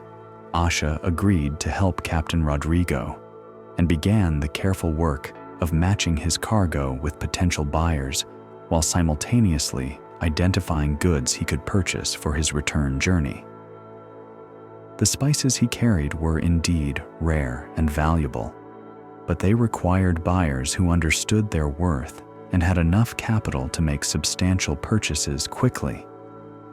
Within 2 days, Asha had identified the perfect solution. Merchant Hassan, who supplied spices to the finest restaurants and wealthy households throughout the region, was always interested in rare varieties that would distinguish his inventory from competitors. He had the knowledge to appreciate the quality of Rodrigo's goods, the capital to make immediate purchases, and the distribution network to move large quantities quickly enough to justify premium prices.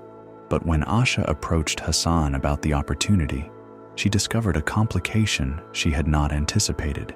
"I would very much like to purchase these spices," Hassan told her, examining samples that Rodrigo had provided. "The quality is exceptional, and several of my best customers have been asking for exactly these varieties, but I'm afraid my capital is currently committed to another purchase." He explained that a caravan from the mountain provinces had arrived unexpectedly with high-quality textiles that represented exactly the kind of opportunity that came rarely. Exceptional goods at exceptional prices, but requiring immediate payment to secure them. "If I purchase Captain Rodrigo's spices, I will have to let the textile opportunity pass. If I commit to the textiles, I cannot afford the spices. Either would be profitable, but I cannot afford both." This was exactly the kind of problem Asha was known for solving. Her mind immediately began working through possibilities: other potential buyers for the spices, alternative sources for Hassan's textile needs, creative financing arrangements that might allow him to pursue both opportunities. But as she considered the options, another solution presented itself, one that would be more profitable for her personally, but would require her to bend the principles she had followed for 15 years. Captain Rodrigo, desperate to complete his business quickly, had authorized her to negotiate on his behalf with full discretion over pricing, as long as the final sale price met his minimum requirements. Hassan's minimum requirements for the textiles represented an opportunity that would not come again soon. Between these two needs was a space where Asha could insert herself in a way that would benefit everyone, but benefit her most of all. She could purchase Rodrigo's spices herself at the minimum price he would accept, then resell them to Hassan at the premium price he was willing to pay once his capital was freed up from other investments. The profit margin would be substantial, more than she typically made in several months of normal brokerage work. Rodrigo would get his sale quickly at an acceptable price. Hassan would eventually get the spices he wanted, and she would make far more money than her usual arrangement fees. The plan required her to tie up more of her own capital than she had ever risked on a single transaction, and it meant taking possession of perishable goods for an extended period.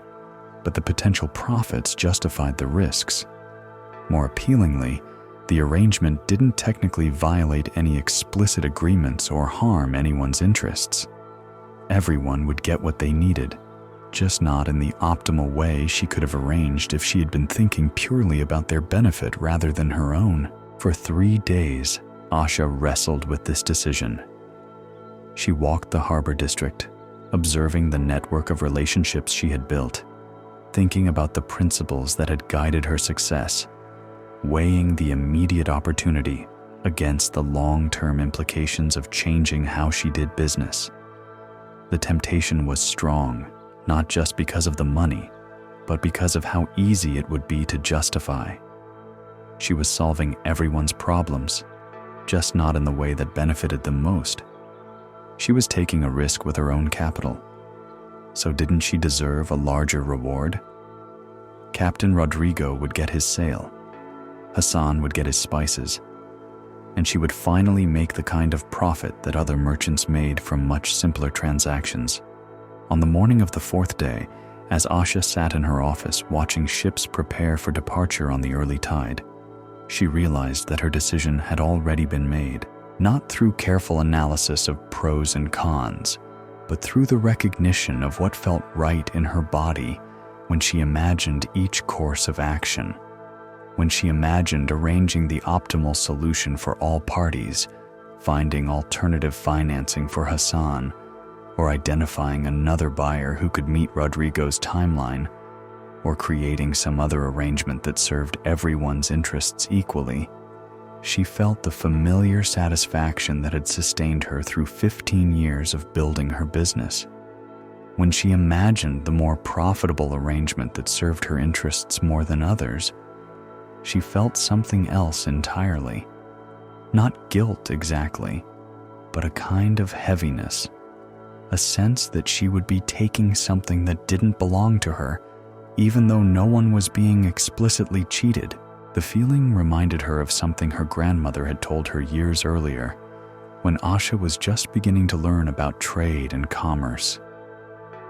The difference between right action and wrong action, her grandmother had said, is not always obvious in terms of rules or laws, but your body knows. Right action feels light, open, sustainable.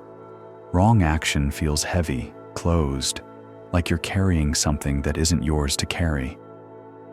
Asha chose lightness over heaviness, openness over the closed feeling of hidden advantage. Instead of purchasing Rodrigo's spices herself, she spent 2 more days finding a creative solution that served everyone optimally. She arranged for Hassan to partner with another merchant to purchase the mountain textiles jointly, freeing up capital for the spice purchase. She negotiated a payment schedule that allowed Rodrigo to receive most of his money immediately, while giving Hassan time to liquidate other inventory. She even found buyers for some of Rodrigo's secondary goods that she had not initially considered marketable. The solution was elegant, profitable for everyone involved, and sustainable. It created new relationships and strengthened existing ones rather than advancing her interests at others' expense.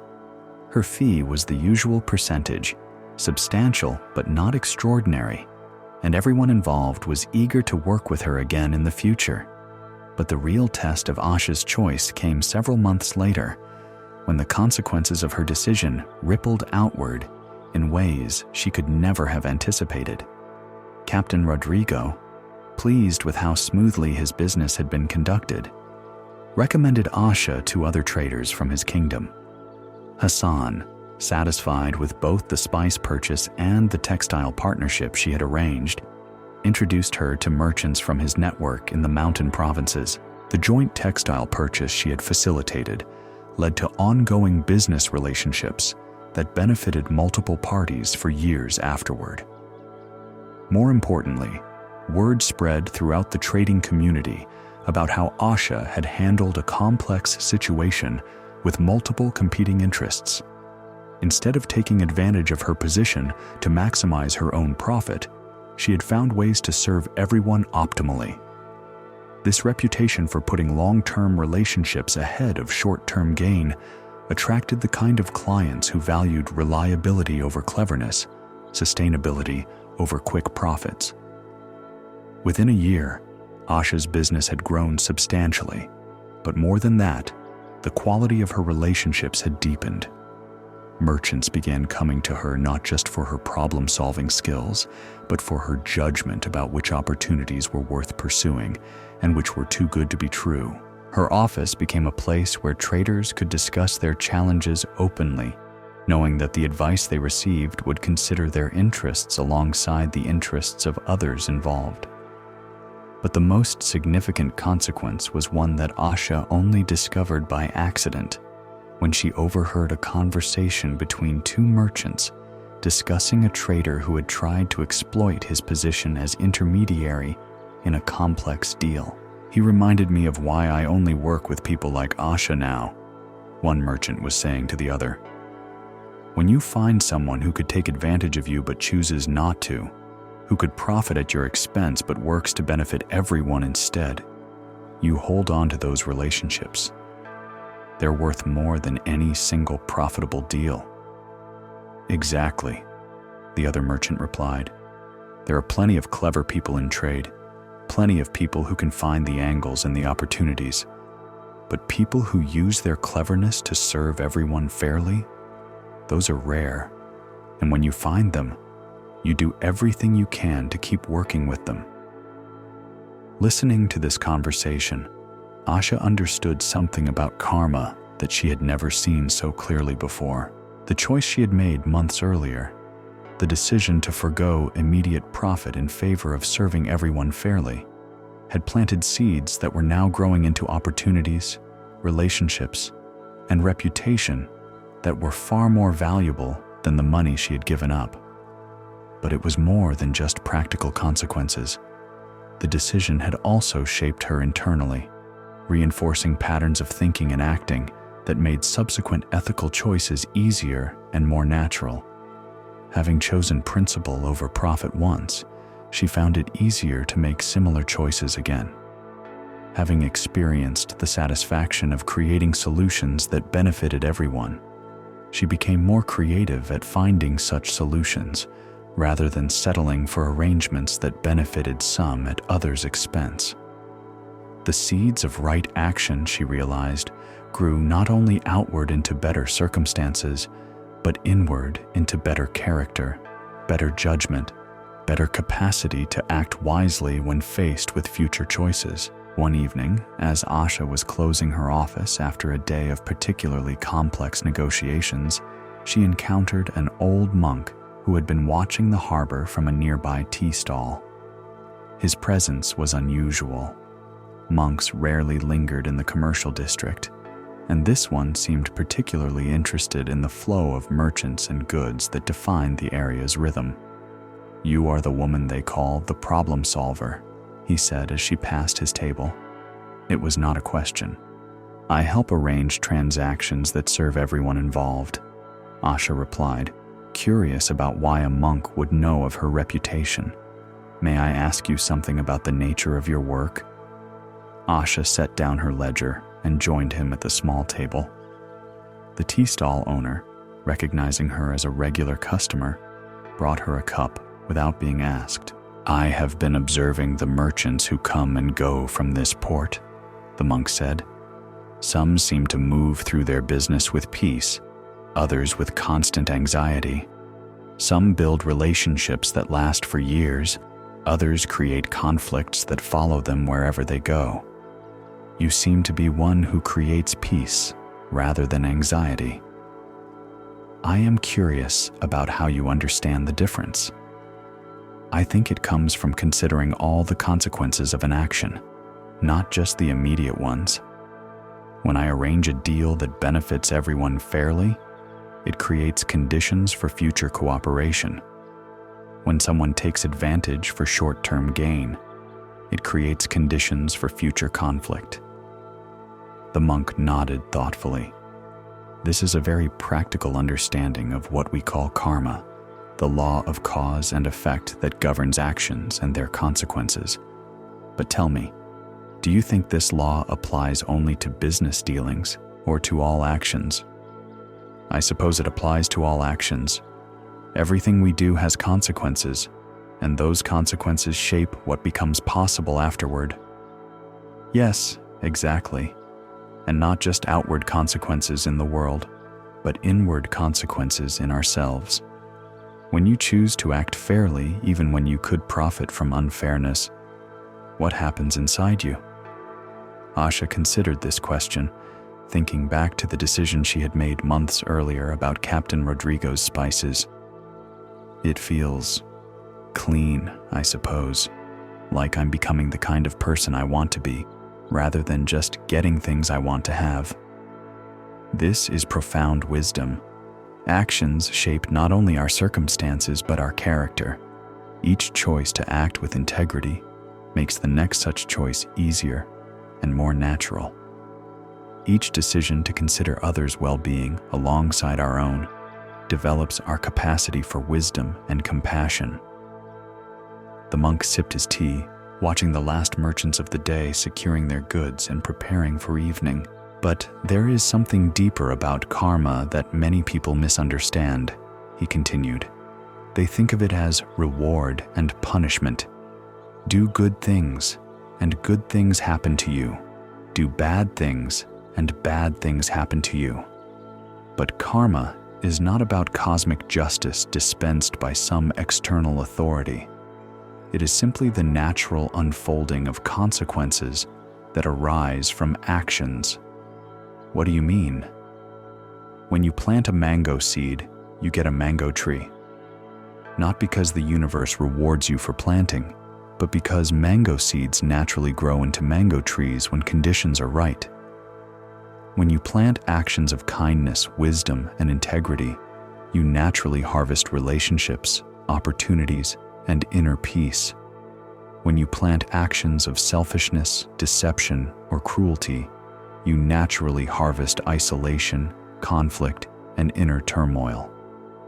Asha found herself thinking of merchants she had known over the years, how those who dealt honestly seemed to sleep peacefully and enjoy their work, while those who cut corners and took advantage seemed constantly stressed, always looking over their shoulders, never quite able to trust or be trusted. So, karma is not punishment from outside, but simply the natural consequences of what we choose to cultivate? Precisely. And this understanding changes how we approach ethical choices. We don't act rightly to avoid punishment or earn rewards, but because right action naturally leads to the kind of life we actually want to live and the kind of person we want to become. The monk finished his tea and prepared to leave, but Asha stopped him with another question. What about actions that seem to have no immediate consequences? Sometimes people get away with unfairness, at least for a while. Sometimes good actions seem to bring difficulties rather than benefits. This is where understanding karma requires patience and long vision, the monk replied. Some seeds sprout quickly, others take seasons or even years to grow. The merchant who cheats customers may profit in the short term, but eventually his reputation catches up with him. The person who acts with integrity may face immediate costs, but gradually builds the kind of character and relationships that create lasting fulfillment. And sometimes the consequences are internal, even when the external ones are delayed. The person who acts badly carries the weight of that action in their heart, even if no one else knows about it. The person who acts well experiences the lightness of clear conscience, even if the external rewards take time to manifest. As the monk walked away into the evening shadows, Asha sat finishing her tea and thinking about seeds and harvests, about actions and their consequences rippling outward through time like circles on water. She thought about the network of relationships she had built, the reputation she had cultivated, the kind of person she was becoming through thousands of small choices to act with integrity rather than taking advantage. But most of all, she thought about how natural it had become to consider the well-being of everyone involved in her transactions, how automatic it now felt to look for solutions that served the whole, rather than just herself. The practice of right action had indeed changed not just her circumstances, but her very nature, making wisdom and compassion feel less like difficult disciplines and more like expressions of who she truly was. Let us pause here for a moment and rest. Feel the gentle rhythm of your breathing, the way your body naturally finds balance and support.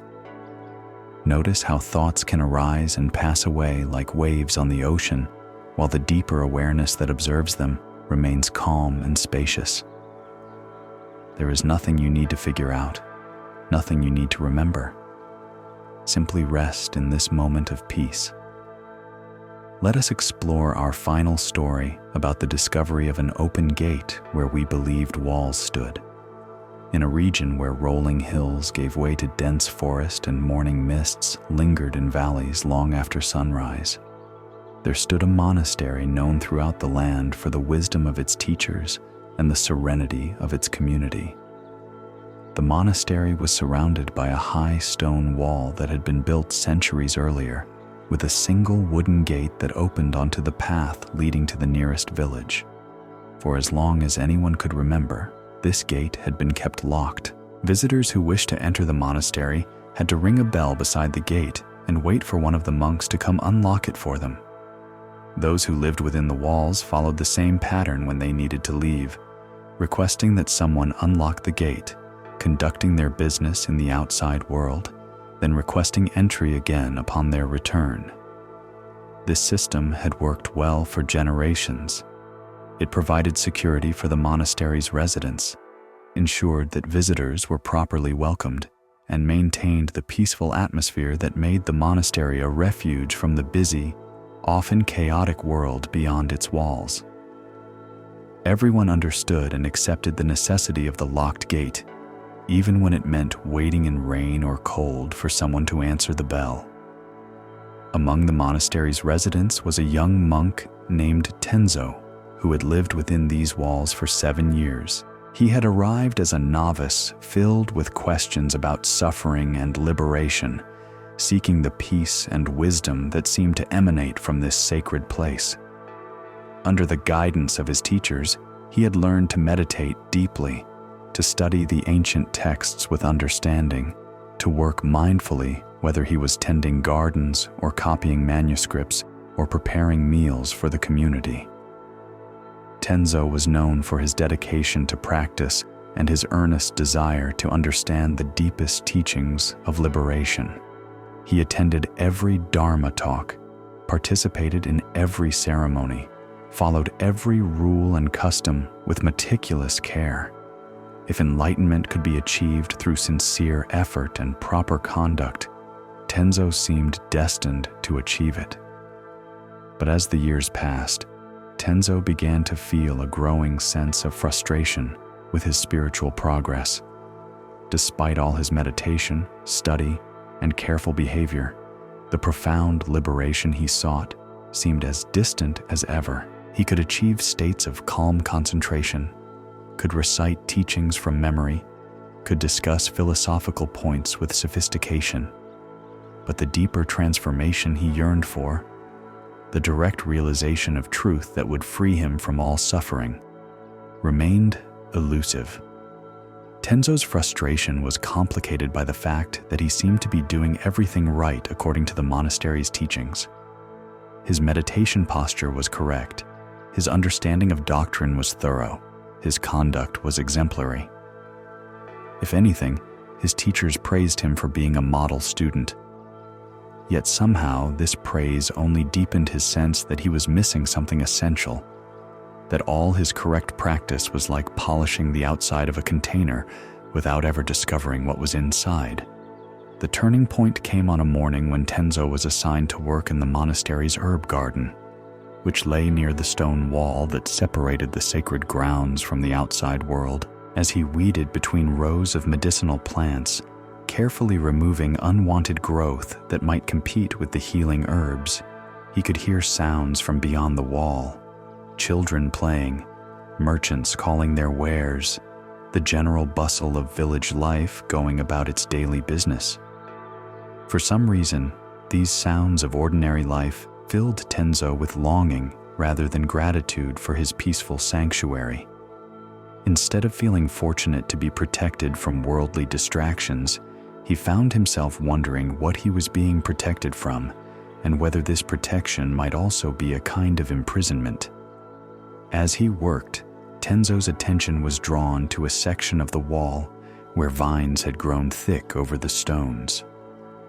The vegetation was so dense that it was difficult to see the actual wall underneath, and as he looked more closely, he noticed that one of the stones seemed to be loose, shifted slightly out of place by the growth of roots over many seasons. Curious, Tenzo approached the wall and examined the displaced stone. When he pressed against it experimentally, it moved easily, and he realized that the roots had actually pushed it completely free from its mortar. Behind the stone was a gap large enough for a person to pass through, a hidden opening in the wall that appeared to have been created gradually by natural forces over many years. Tenzo looked around to make sure he was unobserved, then carefully moved the stone aside and peered through the opening. On the other side was a small grove of trees, that provided cover from the village path, a natural shelter that would allow someone to pass in and out without being seen by casual observers. For several minutes, Tenzo stood looking through this accidental doorway, feeling something stir in his chest that he couldn't quite identify. It wasn't exactly the desire to escape. He valued his life in the monastery and felt genuine commitment to his spiritual practice. But there was something about the discovery of this hidden opening that felt significant, as if he had found not just a gap in the wall, but a gap in his understanding of something important. Over the following days, Tenzo found himself returning to the herb garden frequently, drawn to the loose stone and the opening it revealed. He began to wonder when this gap had first appeared, whether others knew about it, why it hadn't been repaired, if it was known. Most puzzling of all was his own reaction to the discovery. Why did finding an opening in the wall feel so meaningful when he had no particular desire to leave the monastery? One afternoon, as Tenzo knelt weeding near the wall while pondering these questions, he became aware that someone was standing behind him. When he turned, he found Master Kenji, the elderly monk who served as the monastery's head gardener and who was known for his profound understanding of both horticulture and Dharma. "You have been spending much time in this section of the garden lately," Master Kenji observed, settling onto a wooden stool near where Tenzo was working. "The herbs here seem to need more attention than those in other areas," Tenzo replied, which was true enough, though not the whole truth. Master Kenji nodded, looking around at the carefully tended plants with the eye of someone who had spent decades learning to work with growing things. "Gardens are interesting places for learning about barriers and boundaries," he said. "We build walls to protect what we want to cultivate, but sometimes the walls themselves can become problems." "What do you mean?" "Well, a wall that keeps out harmful influences also keeps out beneficial ones. A boundary that protects plants from destructive weather also protects them from the rain they need to grow. The gardener must learn when protection serves growth and when it begins to limit it." Master Kenji moved closer to where Tenzo was working, near the vine-covered section of wall. Almost casually, he reached over and pushed against the loose stone, which moved easily under his touch. "This opening, for instance," he said, as if discussing the weather, "has been here for several years now, long enough for most of the community to know about it, though not everyone chooses to acknowledge it openly." Tenzo felt heat rise in his face, embarrassed at being caught in his secret discovery. "I wasn't planning to use it for anything improper, Master. I was just curious about how it came to be there." "And what do you think? How did it come to be there?"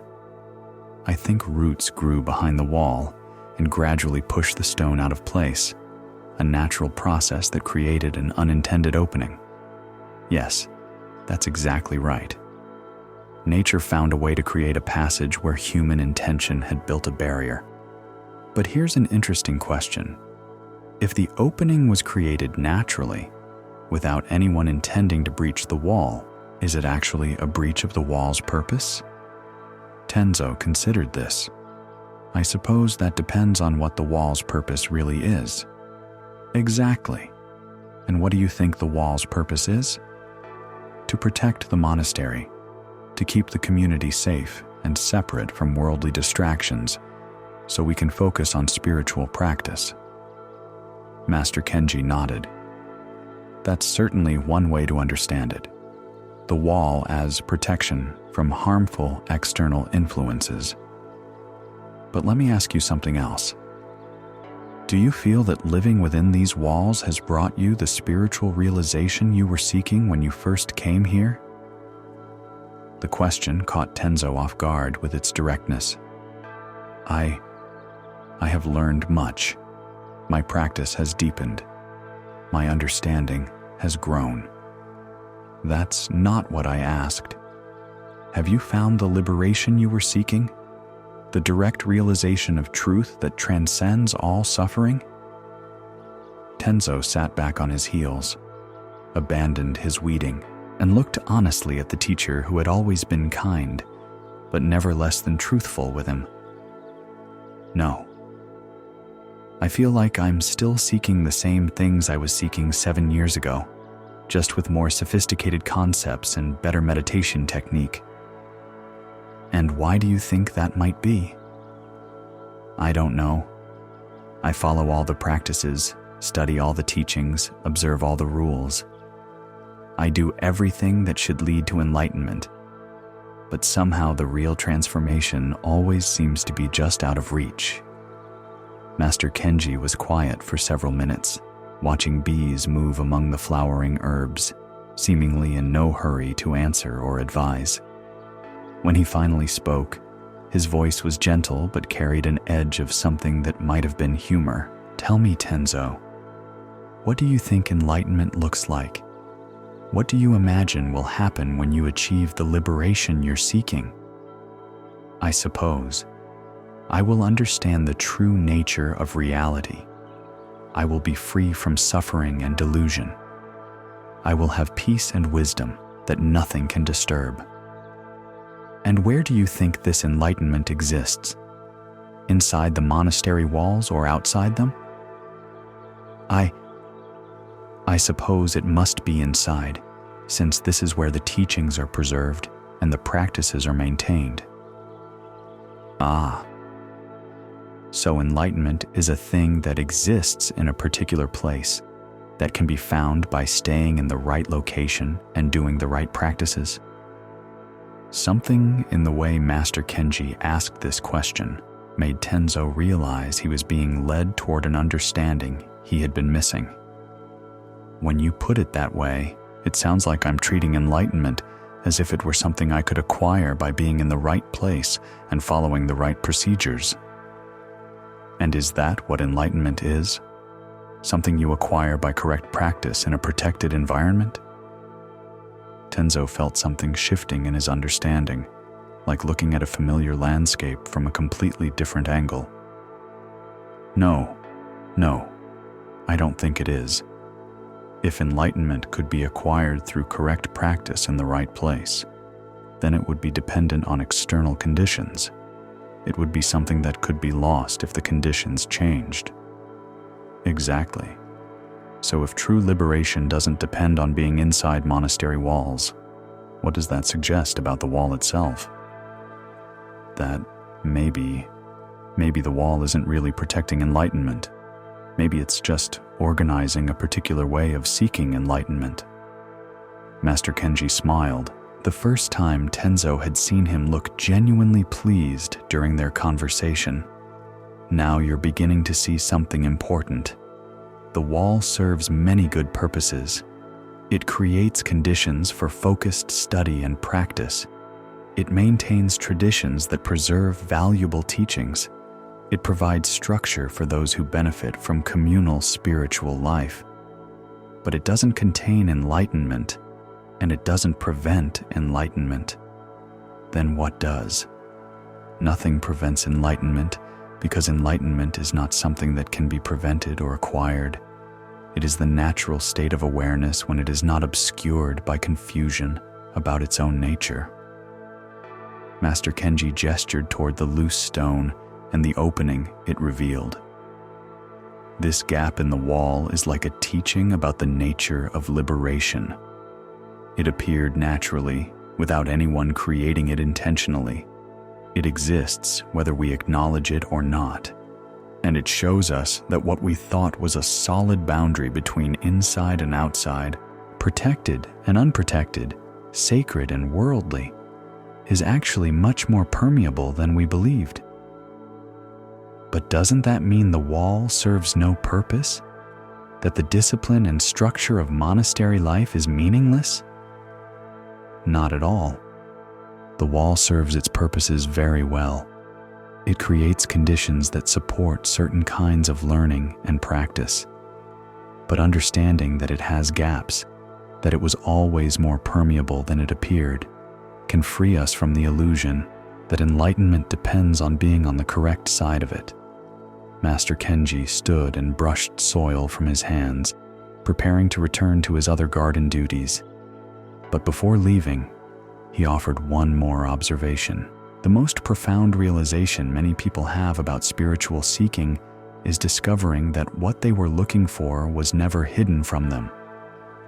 The gate they thought was locked was never actually locked. The wall they thought separated them from truth was never as solid as it appeared. The liberation they were seeking was always available, right here, right now, regardless of which side of any wall they happened to be standing on. That evening, Tenzo sat in meditation with a mind that felt different from usual. Instead of the concentrated effort to achieve some altered state of consciousness, instead of the familiar striving to get somewhere other than where he was, he found himself simply noticing what was already present. The sounds of evening settling over the monastery, bells marking the day's transitions, footsteps of monks moving between buildings, wind stirring leaves in the garden, the sensations in his body as he sat, breath moving naturally without his direction, heart beating steadily, the feeling of being supported by the cushion beneath him, the thoughts and feelings arising and passing in his mind like clouds moving across an open sky. For the first time in years of dedicated practice, Tenzo was not trying to get anywhere or achieve anything. He was simply present with what was already here. And in that presence, he began to recognize something he had been overlooking in all his seeking. The peace he had been trying to achieve through meditation was already present in the awareness that observed his restless mind. The wisdom he had been seeking through study was already present in the understanding that recognized the difference between concepts and direct experience. The liberation he had been pursuing through correct conduct was already present in the freedom to choose moment by moment how to respond to whatever arose. It was not that his years of practice had been wasted. They had developed his capacity to recognize what was always already here. But the recognition itself was not the result of the practice. It was simply what became obvious when he stopped trying to get somewhere else and started noticing where he already was. The next morning, Tenzo returned to the herb garden and the section of wall where he had discovered the loose stone. But instead of seeing it as a secret opening that might allow escape from the monastery's boundaries, he saw it as a teaching about the nature of all boundaries, all seeking, all ideas about what separated him from the truth he was looking for. He carefully replaced the stone, not to hide the opening, but to restore the wall to its intended appearance. The gap would still be there for anyone who looked closely enough to discover it, just as the enlightenment he had been seeking had always been there for anyone who stopped looking elsewhere long enough to notice it. As he worked among the herbs, tending plants that grew towards sunlight without needing to understand botany, that drew water and nutrients from soil without needing to analyze chemistry, that bloomed and fruited and dispersed seeds without needing instruction in reproduction, Tenzo began to understand something his teachers had been pointing toward for years. The most natural thing in the world was for awareness to be aware, for wisdom to recognize truth, for compassion to respond to suffering. Just as plants grew toward light without effort or instruction, consciousness naturally recognized its own nature when it stopped being distracted by concepts about what it should become. The monastery walls still served their purposes, still created valuable conditions for study and practice, but they had never contained what he was looking for, and they had never separated him from what he was seeking. The gate to liberation had never been locked because there had never actually been a gate. What he had taken for barriers were simply the boundaries of his own understanding, and those boundaries dissolved the moment he recognized that he was already standing on both sides of them. Let us rest here in the spaciousness of this understanding. Notice how your breath moves without effort, how awareness knows without trying, how this moment is complete exactly as it is. There is nowhere to go, nothing to achieve, no one you need to become. The seeking can rest, and in that rest, what you were seeking recognizes itself. This story shows us that what we seek through spiritual practice was never hidden from us. Tenzo discovered that the boundaries we believe separate us from truth are often creations of our own understanding rather than actual barriers. Buddhism teaches that enlightenment is not something we acquire through correct practice in the right place, but rather the natural recognition of what is already present when we stop seeking elsewhere. When we realize that the gate was never locked, that the wall was always permeable, we can rest in the understanding that we are already home.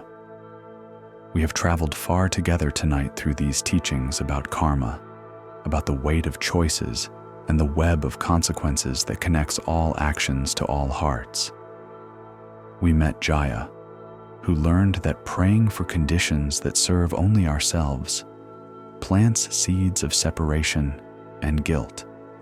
We discovered with Kiran how promises made from ambition rather than wisdom carry consequences that can destroy everything we have built. We saw through Bodhi how cruelty passes from person to person until someone chooses healing over revenge. We walked with Asha as she learned that right action creates not just better circumstances, but better character. And we sat with Tenzo as he realized that what he was seeking had never been hidden behind any wall. All of these teachings point to the same truth, that we are interconnected in ways deeper than we usually recognize, that our well-being and others' well-being are woven together like threads in a single cloth, that every action plants seeds which grow into the conditions we will inhabit tomorrow and next year and for the rest of our lives. But perhaps the deepest teaching is this: the wisdom needed to act skillfully, to choose compassion over cruelty, to consider consequences beyond our immediate desires. This wisdom is not something we must acquire from outside ourselves. It lives within us already, like water waiting to be discovered beneath the ground. When we learn to listen beneath the noise of wanting and fearing, beneath the urgency of getting and avoiding, we find that we already know what serves the greater good. We already understand what creates connection rather than separation, healing rather than harm, peace rather than conflict. The Buddha taught that this inner wisdom is our true nature, obscured sometimes by confusion or pain or the momentum of old habits, but never actually absent, never truly lost. Like Tenzo's enlightenment that was always present on both sides of every wall, like the gap in the monastery boundary that revealed the permeable nature of all barriers we create in our minds, this wisdom is available in every moment we remember to look for it. Take a gentle breath now and feel your body resting, supported by whatever holds you. Let your shoulders soften, your jaw relax. Feel the weight of your head against the pillow, the way your body naturally finds comfort and ease when you allow it to settle. Notice your breathing, how it continues without any effort from you. Air flowing in, air flowing out, your lungs expanding and contracting in perfect rhythm with life itself. You don't have to manage your breath or improve it or make it deeper or slower. Simply let it be exactly as it is, perfect in its natural rhythm. Feel the support beneath your body, the bed, the chair, the earth itself holding you with complete reliability. You don't have to hold yourself up, don't have to maintain balance or control your position. You can let go completely and trust that you will be held. Let your muscles soften, starting from the top of your head and moving slowly downward. Your forehead smooth and peaceful, the small muscles around your eyes releasing any tension they've been carrying, your cheeks soft, your mouth slightly open, your tongue resting naturally behind your teeth. Your neck can lengthen and soften, your shoulders dropping away from your ears like leaves settling toward earth, your arms heavy and warm, hands resting wherever they naturally fall, fingers uncurled and at peace.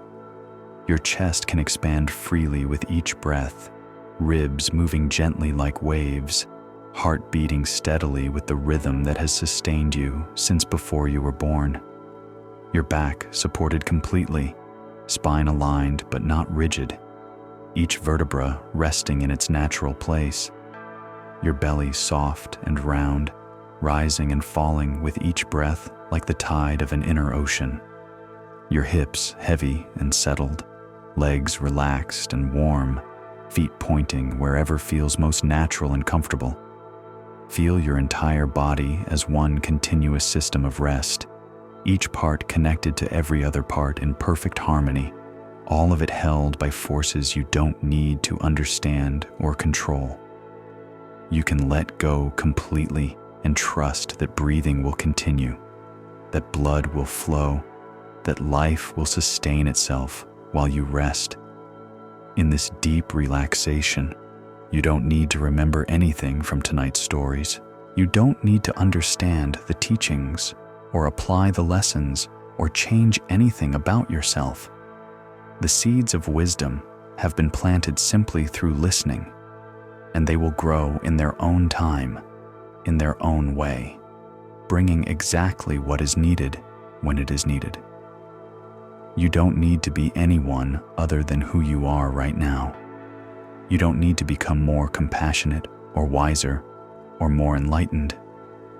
In this moment, in this rest, you are complete exactly as you are. Like the gap in the monastery wall that was always there, whether anyone noticed it or not. Your fundamental goodness, your innate wisdom, your natural capacity for love, these are present in you always, regardless of what you do or don't do, achieve or don't achieve, understand or don't understand. The seeking can rest now. The striving can soften. The efforting can dissolve into simple being, simple presence, simple rest. Whatever you were looking for, whatever you were hoping to find or become or understand, it can all rest now in the spaciousness of this moment. Like Tenzo, discovering that enlightenment was never hidden behind any wall. Like Asha finding that right action flows naturally from understanding our interconnection. Like Jaya learning that true prosperity includes everyone. You can rest in the knowledge that what you most deeply need is already here, already available, already present in the simple miracle of being aware, being alive, being here. Let your breathing become slower and deeper, each exhale releasing anything you don't need to carry, each inhale bringing in exactly what serves your rest and peace. You don't need to manage this process.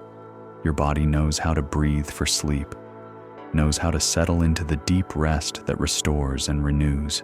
Your mind can become like still water, thoughts arising and passing like gentle ripples that don't disturb the fundamental stillness underneath. You don't need to stop thinking or control your thoughts or achieve any particular state of consciousness.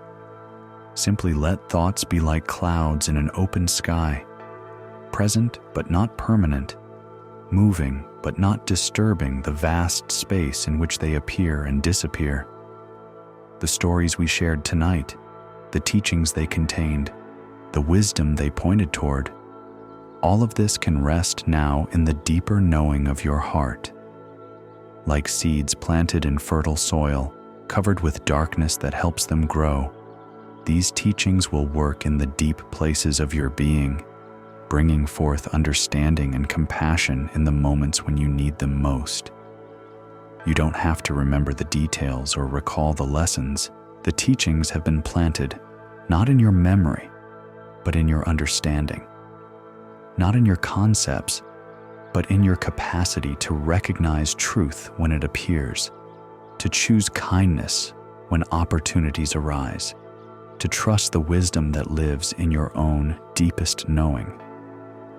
Rest now in the truth that you are held by forces greater than your individual will, held by the breath that breathes you, by the heart that beats you, by the life force that sustains you, by the love that connects you to all beings everywhere. You don't have to maintain or manage or control any of this. You can simply rest in the trust that you are cared for, supported, and loved beyond measure.